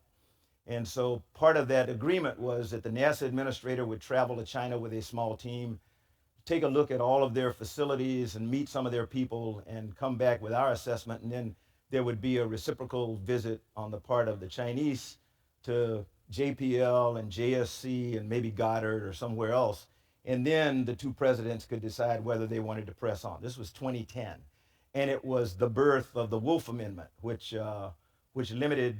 restricted for a while any bilateral collaboration between the US, between NASA and China, because there was one member of the Congress who happened to be a pretty important guy, Frank Wolf, who was the chairman of the House Appropriations Committee for NASA. And so that year he threatened us. He took half of OSTP's money because then Dr. John Holdren told him, I helped the president with, foreign policy, so I can't not meet with my Chinese counterparts. I didn't have that oomph, so I couldn't do that. So we kind of stepped back from that. But one of the people who went with me was Peggy Whitson, who at the time was chief of the astronaut office. She was an iconic figure when we got to China. China had just selected the first 3 women to train to become Chinese astronauts. And when we went to the training center, 3 of the people that came out were the young Chinese astronauts, and they were in awe. They knew without a doubt who Peggy Whitson was. They idolized Peggy Whitson, and they wanted to be like Peggy Whitson. Going back to, I think it was Sandy that said, seeing somebody who was similar to me really opened my eyes to the possibility of things I could do. And so, just having the opportunity to see and meet Peggy for them was absolutely incredible. And I think all 3 of them subsequently ended up flying. So a lot of good things. If I think about unfortunate things we did, it was a good thing that Franklin Chang Diaz was here on the podium yesterday when we were talking about propulsion, in-space propulsion. And it's a good thing because we're in a place that made his life miserable for 40 years. Among the propulsion communities, I think I reflect on his dedication and his passion for ion propulsion, for VASMR. That was his doctoral dissertation at MIT. And for 40 plus years now, Franklin has stuck with VASMR. And off and on, NASA would give him some pennies to keep the program alive. And off and on, people in our midst would do everything they could to choke his program out, because at the time it represented a threat to other forms of in-space propulsion. And I think back to say, where would we be today if instead of fighting Franklin and VASMR for 40 years, somebody had the courage to take the risk and try to see just how far we could go with that form of propulsion and give it an opportunity to fly and be tested, where we're on the verge of finally doing that now, but it should not have taken 40 years to get there. So when we talk about going back to the moon and then on to Mars, I think Jim Bridenstine said it best the other day when he said, we're going to have to do some things differently. We're going to have to think differently. We're going to have to be risk takers in a way that we've never been risk takers before. We know a lot, but then again, we don't know a lot. But we can't let what we don't know stop us from taking risks that make it possible for us to do some of these things that we know humanity, it's in our DNA, and we should be doing it. I want to congratulate the Ohio State University and BWX Tech for the announcement that they made yesterday, for the decision to collaborate. That is critically important. What's different today from 50 years ago when we went to the moon? We didn't have academic and government collaborations the way we do today. We didn't have industry and government partnerships the way we do today.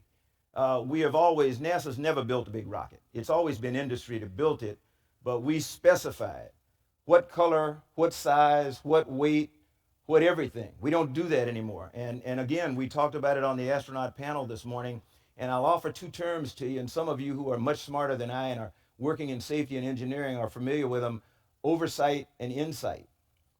We worked with oversight for decades, where we dictated what was going to happen. Today, NASA is challenged to utilize this concept of insight, where we put people into the government, into the industry's manufacturing facilities or into their planning meetings, such that teams used to tell me when I was the NASA administrator, you know, we didn't like this idea at first, but we know more about the systems today than we did when we were dictating, because we were telling them what we wanted and relying on them to get it done. Today, we're telling them what we want and relying on them to design and develop it, and we're having to be hungry and get in there and sit with them and understand what it is that they're going to give us. That'll answer the problem that we addressed earlier today on one of the panels about, landers, where we're purchasing a service. We're not buying a vehicle. We're purchasing a service. And so insight, I think, has prepared us to know what it is we're getting to the best extent possible. And the onus is on us to get in and ask the right questions and be inquisitive and gain the trust of the provider, such that, they're not hiding anything. They're sharing with us because they believe that we're a member of the team. We're not there to defeat them or keep them from producing. I think about where we would have been today had it not taken us so long to convince Congress that this concept of this is coming from the original skeptic, by the way. Let's truth in lending, okay? Some of you will remember my first 2 years as the NASA administrator sucked, to put it mildly. No, Mark is sitting down here shaking his head because Mark watched me suffer trying to figure out what the hell goes on in Washington and why. And I'm the NASA administrator. Why is this so hard? Until I got my feet on the ground and I understood a little bit of the rules of the game and stuff like that. So I was the healthy skeptic of what many people in the Obama administration wanted to do in transitioning from shuttle to what we now call commercial space. It was the right thing to do. We all knew it was the right thing to do, if only because we wanted to explore. And we wanted to go beyond low Earth orbit, and most of us recognized that shuttle just wasn't the right vehicle to allow us to go beyond low Earth orbit. And so we had to kind of phase out of that. People tried commercialization of shuttle way back in the 80s. And when we took the first OMS pods off after STS-1 and all 3 engines out, and the forward RCS pod off, we were done in terms of true reusability. I think Steve talked about it a little bit this morning. He's in a business now where if he starts taking his vehicle apart after every flight, he's not going to be very reusable either, very long. And he's going to find that the cost is going to go from whatever he projected to $2 billion a year, like we did with shuttle, whether we flew or not. So we've got to do things differently. We've got to think differently, and we can still be safe. So just my belief anyway. Wheels, you're pretty damn smart. I thought I saw, there you go. No matter what my Navy friends say about you as an Army guy, I just wanted to compliment you, man. I really learned a lot about why the hell we're going to the South Pole of the moon. I've asked some science friends that don't know that. So thank you. That was pretty good. Beamer mentioned something several times about physical preparation and talking about the challenges to long duration space flight. And then somebody else talked about mental preparation, and I will add a third. I think somebody talked about it or hinted at it, and they used the term psychological. I call it spiritual. And it's important to me because I can remember when I was back with the operating forces of the Marine Corps as we were leading up to going into Iraq, and I was commanding the 3rd Marine Aircraft Wing, and we were ready to go to war, but that's not something you relish. But we knew that one of the things we needed to do for our Marines to get them prepared was didn't have to worry about physical stuff with Marines. That's just instinctive to them. But we did have to help them get mentally ready and understand that they were going to get scared. There were going to be mental strains, and they had to know that we had, medical assets who could help them, who could keep them in the fight if need be. But then we also realized that they needed to be spiritually ready. And whether they were people of faith or people of no faith, it didn't make any difference. Because there's a saying, there are no atheists in a foxhole. Trust me, there are no atheists in a foxhole. And but what we wanted to help them understand that whatever they used for their psychological balance, whether they called it religion, faith, anything, they needed to feel free to call on that, and all of us needed to feel free to give them the room to believe in what they believed in, because it was going to really help them. Those are the kinds of things that we're going to help travelers who are going to go, away from this planet for a long time. And trust me, if we think 6 months is a long time, or a year, 3 years, that's a long time, especially when you turn around after about a month, and what you're used to seeing if you had flown on station before, was a big part of the globe, and now it's not there because it's this little dot. And the longer you go and you call back home like you used to do to talk to your kids, and if you're like some of our astronauts who leave infants at home and they call back and they say, hey, it's dad or mom, and there's silence. And 7 minutes later, or several minutes later, they hear this, ah. And then, you realize that started 7 minutes ago, or 6 minutes ago, or 4 minutes ago. Those are psychological things that we're going to have to deal with. And NASA's trying to do some stuff now, whether it's on Nemo or different places like that. So it's not that we're not expecting this, but we're looking at it. Beamer, I keep picking on you because you picked a lot of things that I really liked today. You talked about logistics, and I think it's because you and I both got trained at the Naval Academy, where they told you every general is a logistician. It doesn't make any difference what your occupational field is, whether you're an aviator or an infantry officer or an artillery officer. If you're not a logistician, you're going to fail. We were very fortunate that we had a president, when we were getting ready to phase out a shuttle, that listened to us and let us fly 3 extra flights. Steve, I think you flew one of those 3 extra flights. But we knew that, we were taking on a risk when we finally phased out a shuttle.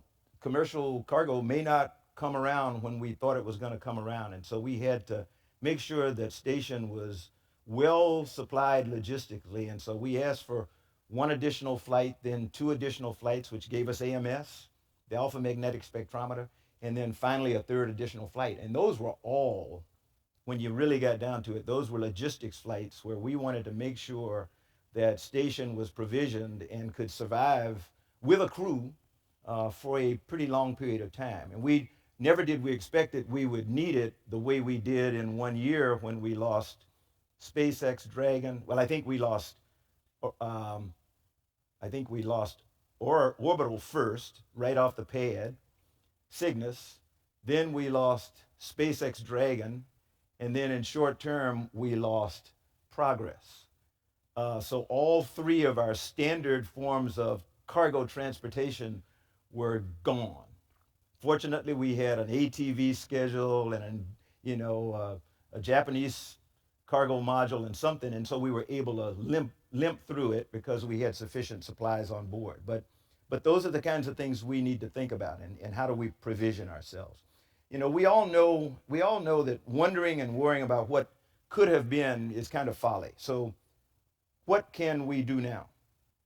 We've been provided much food for thought over this last, I'd say, 2.5 days for me, day and a half for you. There's much to be done to operationalize low boom, and I'm talking about everything that we in this community do, not just human spaceflight, lots of stuff to be done to operationalize low boom supersonics, as an example, to better operationalize hypersonics. Mark will tell you, I spent half of my 7.5 years trying to help him and others understand, or help him tell people from what he was doing in his job, the critical importance of hypersonics to the nation and the critical role that NASA plays in providing fundamental hypersonics research. When we constantly would get word from OMB, if DOD needs it, they'll pay for it. And it doesn't work that way. It doesn't work that way. So, you look for ways to keep wind tunnels up, to modernize wind tunnels, to do things so that, one, when we talked about students, how do we attract students? One of the ways we attract students is give them facilities in which they can play. If there is a wind tunnel that an undergraduate can go to, build a model and put it in a wind tunnel and see what makes stuff work, that will bring them back. And those are some of the things that we worked on and we're continuing to work on in NASA, is providing real full-time facilities that we can use to attract young people, young minds that can replace all of us as we kind of fade away or do whatever we do. We may be on the cusp of functional long-term on-orbit storage of cryogens. The last time I came up here to Glenn was to bring the bad news that we were going to shut down some of the cryogenic studies we were doing that were going to help us with on-orbit fuel stations, or whatever we call them then, on-orbit refueling stations. And I understand we're meeting with much success now. Not great, but much. There's a big difference between great and much. Okay? But with collaboration between among NASA, DOE, and our industry partners, we may be within realistic reach of operational thermal nuclear propulsion, high-energy solar electric propulsion, and even VASIMR, ion propulsion, and radically faster transit for humans to Mars, and who knows, maybe even beyond. Laser comm. It wasn't mentioned this morning, but when we talked about, emerging types of communications, laser comm is going to revolutionize the way that we get data from space to space and space to ground. Much more data over a given period of time. It'll markedly increase the volume of data flow for all of our communications. And as we heard again from the astronaut panel, we're understanding with better and better accuracy how the human body functions and responds to the challenges of long-term living and working in space.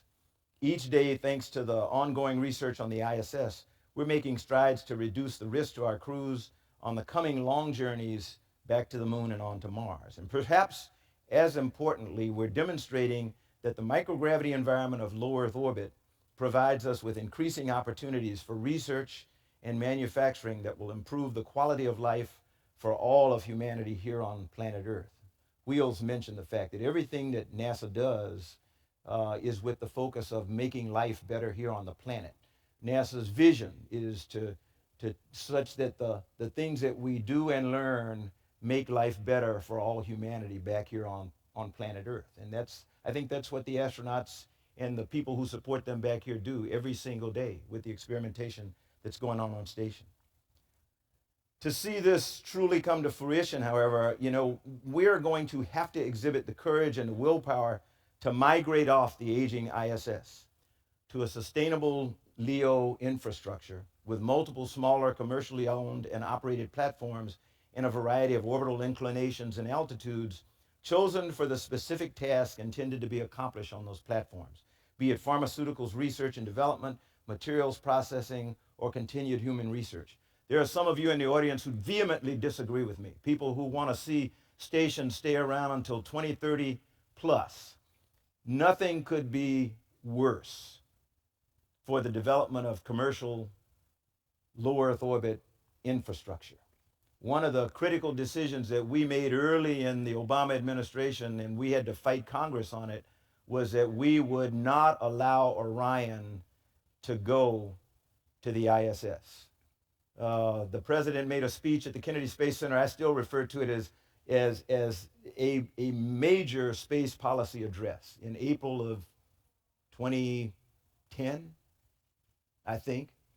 And while I was surprised at much that was said, nothing surprised me as much as, and Orion will become our crew rescue vehicle. And I went, oh, holy jeez, who put that in there? And how are we going to back out of that one? Because if industry thinks we're going to provide Orion as a rescue vehicle just in case they don't make it, guess what? They are not going to invest in it because they are not going to compete with NASA. As long as we allow people to think that we're going to live on the International Space Station until the end of time, there will be no commercial low Earth orbit infrastructure because nobody wants to compete with NASA paying the transportation, room and board.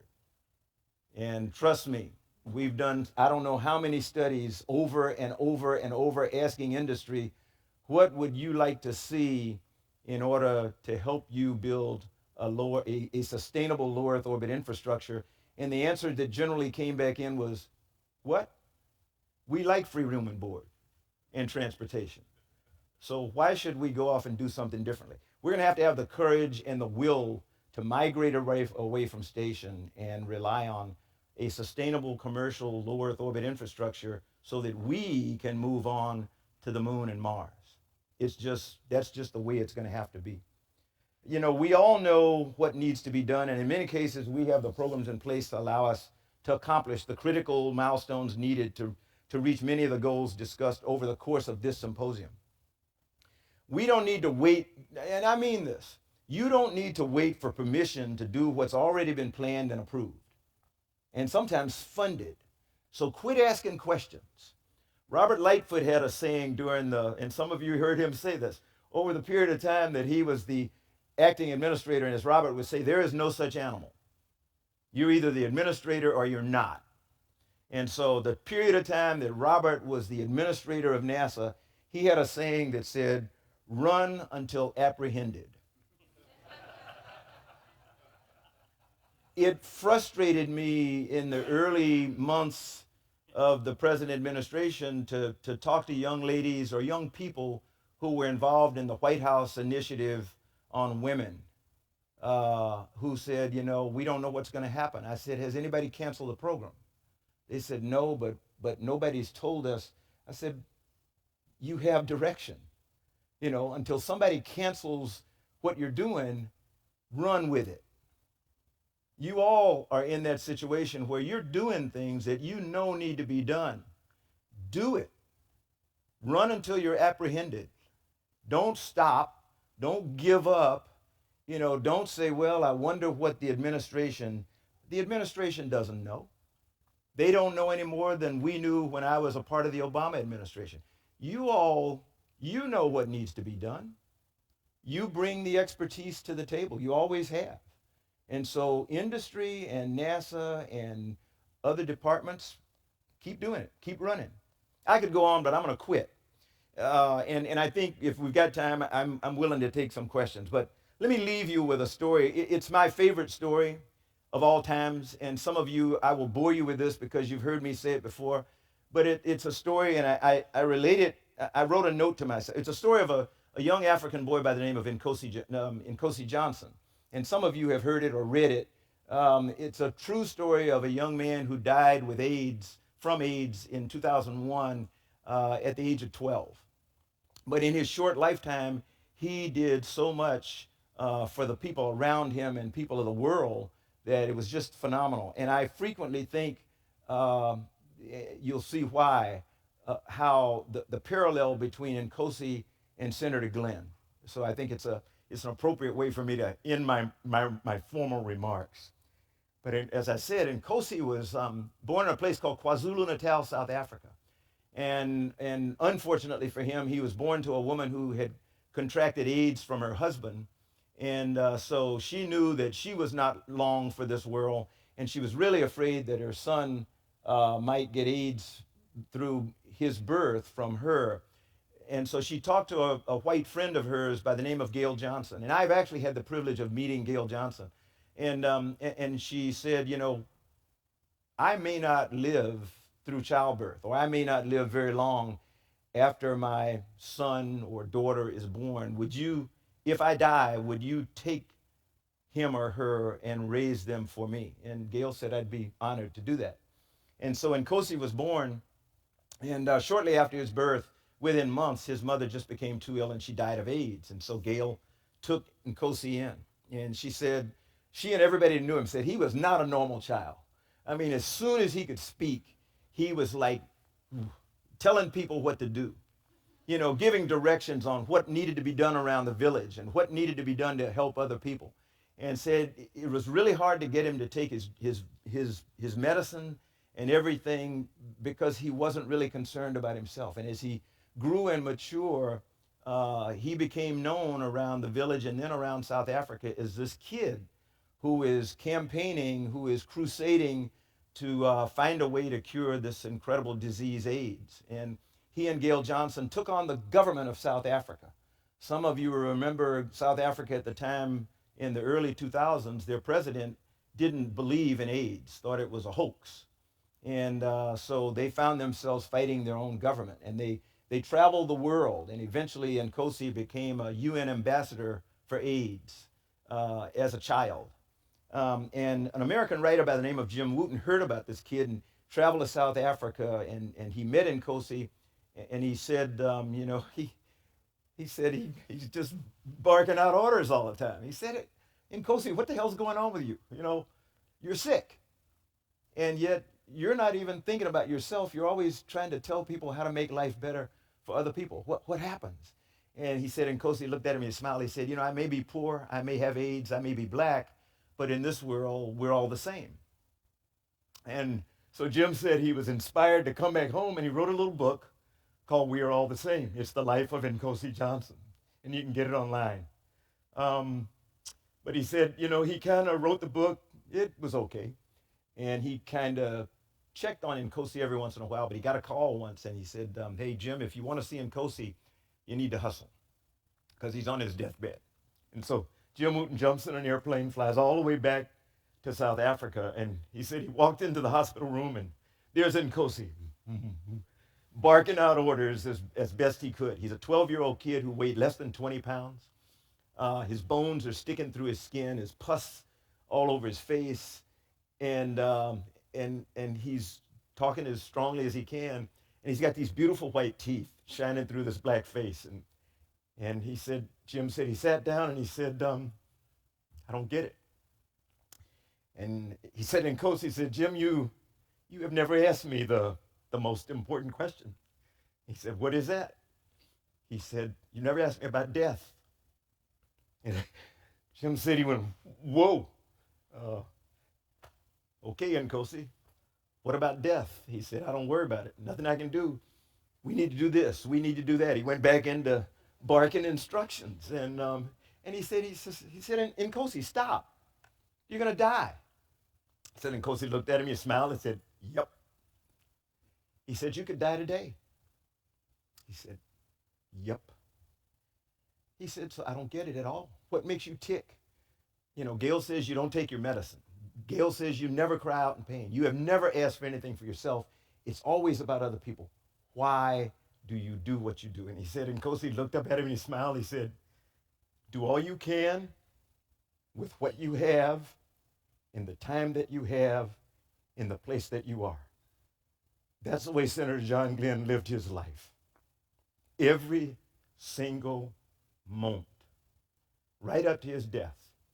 Do all you can with what you have in the time that you have in the place that you are. That's all anyone can ask of us. So I'll leave you with that and say thanks so much for letting me be a part of this incredible symposium. God bless all of you. Thank you.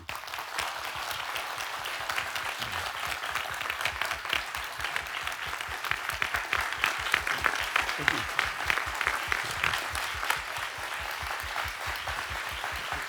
Thank you, thank you, thank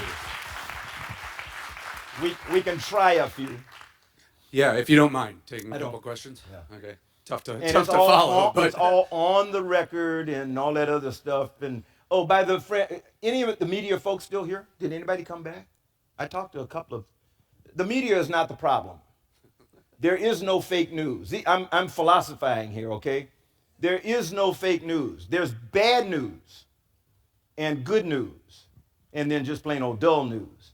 But there is no such thing as fake news. If it's bad news for you, you don't like it, but you can do something about it. You can change things, or you can get it right. So I love the media, always have, and they're some of the best friends we have, believe it or not. So the first and most upvoted question is, if you were to change one thing about Artemis program, what would it be? I don't think I don't know enough about it, to be quite honest. I didn't name it on purpose because I figured if I gave it a name, it would be a target. So people used to hound me all the time about naming SLS on Orion and exploration, and I said, boy, you do that and it now has a name and it's a target. I don't know that that I would do anything differently because I'm not inside enough to know, the details of the path that we're on. I think when I hear that, wait a minute, back up. Let me back up. That's a good point. The way I understand Artemis today, we're relying a lot, or going to rely a lot on, to a great extent, on commercial capability to do things like landers and all that, which I do agree with. I think I would go a little, I'd cool it on really promoting and dragging commercial entities to the moon, to the sacrifice of low Earth orbit. Let's get low Earth orbit infrastructure straight. We can do it simultaneously, but everybody can't go to the moon. Somebody's got to stay back here, and build the sustainable low Earth orbit infrastructure. And I don't hear that. I would make sure that people understand very clearly that Artemis does mean going to Mars. Artemis is not going to the moon to stay, to the detriment of continuing the journey to Mars, because Mars, by all my accounts and by the global exploration roadmap, the agreement of some 20 some odd nations over a long period of time now, Mars is the destination goal. And we just should be very careful that we constantly clarify to people that the moon is an intermediate objective for the decade of the 20s. And we hope we'll know enough by then, and the technology will have developed to satisfy enough so that the decade of the 30s becomes the decade of Mars, the way that it's been planned. And that's not a Trump administration thing. It's not an Obama administration thing. It's actually a mini administration thing. We keep doing the same thing over and over and over, but we're just closer to making it happen now, I think, than we've ever been before. So I think the changes I would make would be in clarifying what our goals are, the fact that yes, we're going there, and not allow all of our commercial partners and international partners to shift their emphasis to the moon to the detriment of establishing a sustainable low Earth orbit environment. So you talked about oversight and insight. Yeah. So this is a good question for that. With NASA going more towards the oversight role. Insight. And insight role. Or I'm sorry, going more towards the insight role. What do you see the role of younger engineers who haven't been given design experience to make informed decisions? Yeah, remember I talked about the battles we had in trying to get the funds for hypersonics research. So we kept wind tunnels open, test stands down at Stennis, or test stands in places like West Texas. We've got to be willing to accept the risk of letting young engineers come out and break things. I had a philosophy was fail early, fail smart. It wasn't I didn't come up with that, but that sort of, as opposed to failure is not an option, which people think is a NASA mantra. That was a one-time mantra for Apollo 13, and it had a very specific purpose. It was when Gene Kranz and Glenn Lunny closed the doors of mission control and told the flight control team, we are not going to lose this crew. Failure is not an option. That was not intended to be a lifetime mantra for NASA. We will never make progress if we cannot fail. We have to allow young people to fail. We have to allow old people like me to fail. It's an important, we don't seek failure, but we should seek challenges and risks that allow us to advance whatever it is we're trying to do with the recognition that failure is going to come somewhere along the way. A lot of people that I wasn't around for Apollo. I came shortly after it, but there were enough people left around, like John Young and Alan Bean was my dad from my class when we came in, and all of them would tell you, were it not for Apollo 1, we would definitely not have made it to the moon in the decade of the 60s if we would have made it to the moon. But Apollo 1 was a wake-up call. Astronauts had been pleading and crying and complaining about things that needed to be done. That's why when I say, you know what needs to be done, run until apprehended, if you're worried about your job, or you're worried about somebody not liking you because you're going to tell them something that's not very popular because the program's marching on, you're in the wrong business. Because we have to be willing to accept risks, but when you see something that's going over the line, you've got to be willing to step up and say, hold on a minute, time out. I like the yes-if philosophy, and I think that's what Insight has allowed us to do. It's say, okay, we love what the vendors are doing, what the industry is doing, as long as this is happening and we're seeing this, the yes-if philosophy. Janet likes that from her lawyers, from her general counsel. Tell me how to do it. Don't just tell me no, right? That's right, because we talked about this before. Yes. Are there any audience questions? Just raise your hand. Oh, I'm seeing Frank. We got a microphone coming from behind you right there. Charlie, terrific remarks. I think you were probably in your early 20s at the time, so we're hearing a lot from astronauts who were there at the time and a lot from young people or now older people like myself that were growing up seeing Apollo. How did Apollo 11 and the Apollo program impact you personally as you're making career choices? It's interesting. None. Zero. Nada. And I'll tell you why. I'm one of these, I'm not an oddball at all, but there is a small percentage of people like me who never dreamed of being astronauts and never dreamed of going to space. Now, mine came from my culture. I grew up in the segregated South. I grew up in Columbia, South Carolina. And, I went to school in the 50s and 60s and graduated from the Naval Academy in the class of 68. When I graduated from the Naval Academy, there were bars I couldn't go to in Annapolis, Maryland. There were places in Washington, D.C. I couldn't go to. So it was different then. And so becoming an astronaut, although I remember driving back with my wife and friends from a raucous weekend in New Orleans, Louisiana, to get back to Meridian, Mississippi, where I was going through basic jet training so that we could sit in front of this doggone black and white TV to watch Neil Armstrong and Buzz Aldrin land on the moon. And I was mesmerized and I was fascinated, but it did not interest me one iota to follow in their footsteps because I didn't think I could do that. And I told somebody last night, it's interesting, the first time I knew what an engineer was, other than the guy in the front car on a train, I grew up in Columbia and I loved trains. I rode on the Silver Meteor every summer from Columbia, South Carolina to Washington, D.C. to New York to Boston to visit my relatives. And the engineer was the guy in the front of the train. I didn't have a clue what engineers like we talk about today did. So, you've got to be informed in order to be inspired about something.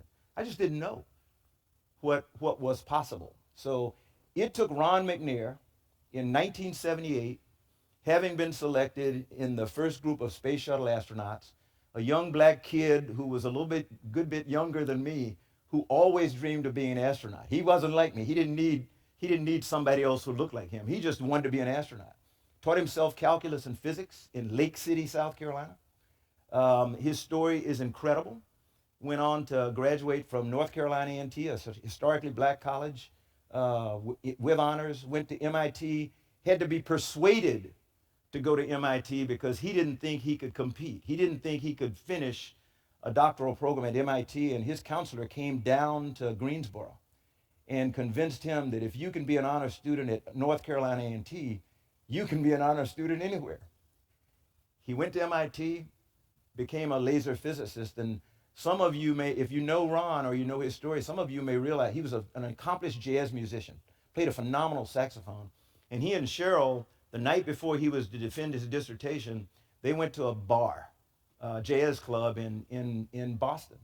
And, you know, he did a couple of sets and came out. His trunk was open in his car. All of his research, everything he was going to use the next day to defend his dissertation was gone.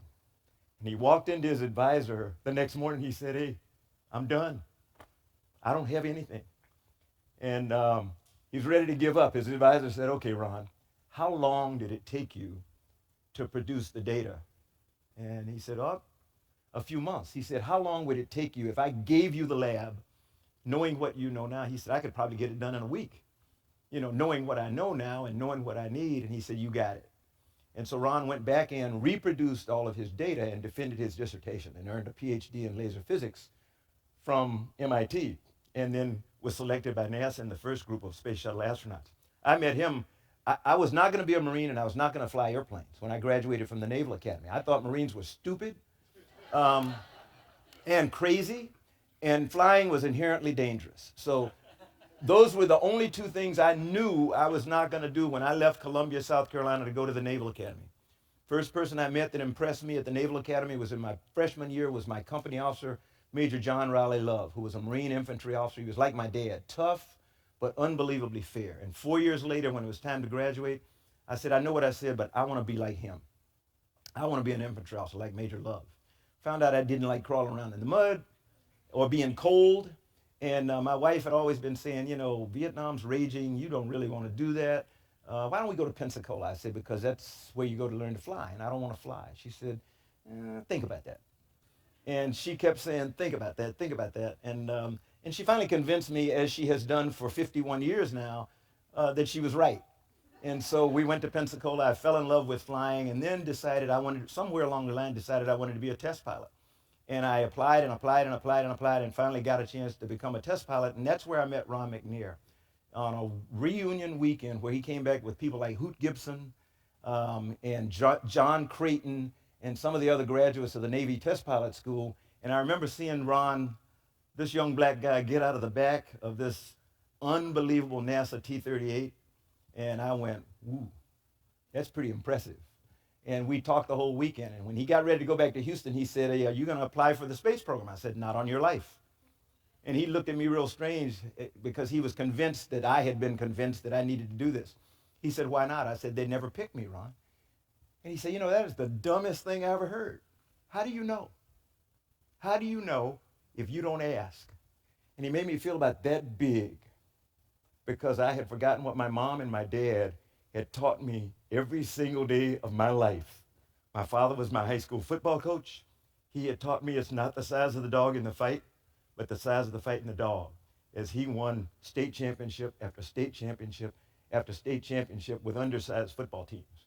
And my mother was my middle school librarian who made me wrap books in June when the schools closed back then because the libraries, everything closed, and we wrapped books in newspaper. I learned those kinds of things from my mom and dad, and I had forgotten that. And Ron just embarrassed me. And when he got in his airplane and went back to Houston, I got my pen out and I filled out my application, got nominated by the Marine Corps, and invited to come to Houston and interview. And I told my wife when I left Pax River, I said, "Hey, this is going to be a disaster. I don't stand a snowball's chance in hell, but I'm going to have a good time." And Janet, you remember interview week. And I went to Houston and I had a really good time. I played on the softball team. I drank beer. I did everything you could do to have a good time and had a decent interview, I think. I must have, because they called me later. But I went back and I told my wife, I said, you know, there is no way in the world that I'm going to get into that program because those were absolutely incredible people. Franklin's not here, but some of you have heard me tell us Franklin was in my interview group. Franklin and I met in Clear Lake Airport. It used to be a little 3,000-foot strip in Clear Lake City, and several of us arrived, a whole bunch of us from the Navy's test pilot school in Pax River, and all of us test pilots, we were he-men, and so Dick Richards said, why don't we introduce ourselves around? And I'm Dick Richards, I'm a Navy test pilot, and I fly F-4s and blah, blah, blah. And we went around all the test pilots and test flight engineers and everything, and Franklin was the last one to speak. And he was looking kind of down like John Young at his shoes, and he looked up, he said, my name is Franklin Cheng Diaz. I am a plasma physicist. And I stopped cold. And I looked at him, I said, do you work with blood? And Franklin's eyes rolled back in his head, and I can only imagine Franklin probably said, and I am here to interview to become an astronaut with this guy who wants to know if I work with blood. And we became the best of friends and became like brothers. Flew our first flight together and my last of 4 flights with Franklin. But Franklin was sent to New York to be on the David Letterman show. He was the first in our group to be allowed to go do a PR thing. And so Franklin was all happy that he was going to go on television. I said, Franklin, do you know David Letterman? He said, no, I don't. I said, David Letterman is not serious. David Letterman is a comedian, so don't take anything he says seriously. Franklin said, I got it. And so David Letterman gave Franklin this build-up the whole night long. Franklin was the last person to come out. And he says, we've got this incredible plasma physicist, Dr. Franklin Cheng Diaz, NASA astronaut, is going to come out and be with us. And he finally introduced him. He said, Dr. Cheng Diaz, come on out. And Franklin sat down with a big smile on his face, the way Franklin is. And David Letterman, a couple of pleasantries. And then he says, it says here you're a plasma physicist. And Franklin said, yes. He said, you work with blood? and you could see, we were watching Franklin's face smile. He said, that's what Charlie meant. So anyway, but that's my story. So thank you all very much. Thank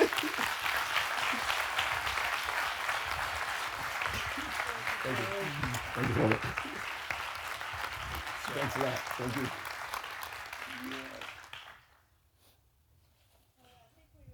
I'll try to get this on the screen. A few minutes late, if you'll just indulge me for a couple minutes. I think we would all agree that Charlie did reach the aspirational bar, so it was really quite thrilling listening to you today. Thank you so much. And for also, I just wanted to thank you for all your support when for AAS when you were administrator. You were a great friend to the Society, and we really appreciated that. So I want to do a couple of final thanks, and we've got the situation. Oh, there we go. Good.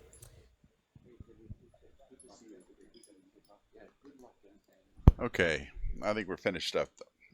Okay, so I'm just gonna say goodbye to you guys. Looks like that was a great talk. Did you guys watch Charlie Bolden? That was outstanding. I was mesmerized. I didn't even tweet or chat or nothing. I was just sitting there listening to him. So anyway, that was it. That's it for the stream for the American Astronautical Society here in Cleveland, Ohio, with the first annual John Glenn Memorial Symposium. I will be back next week. Got a lot of Apollo 11 stuff to post next week, and we've got a hangout on Thursday, so I hope you'll stick with us. If you don't subscribe to Deep Astronomy, please do. Just click the little subscribe button, and then if you want to get notified of new uploads, and you click on the notification bell, and you'll get notified of new stuff. Thanks to all of you guys for watching with me. I appreciate it. I'm going to pack up and head home, and I will see you guys next week. So here from Cleveland, I want to thank you all so much for watching, and as always, keep looking up.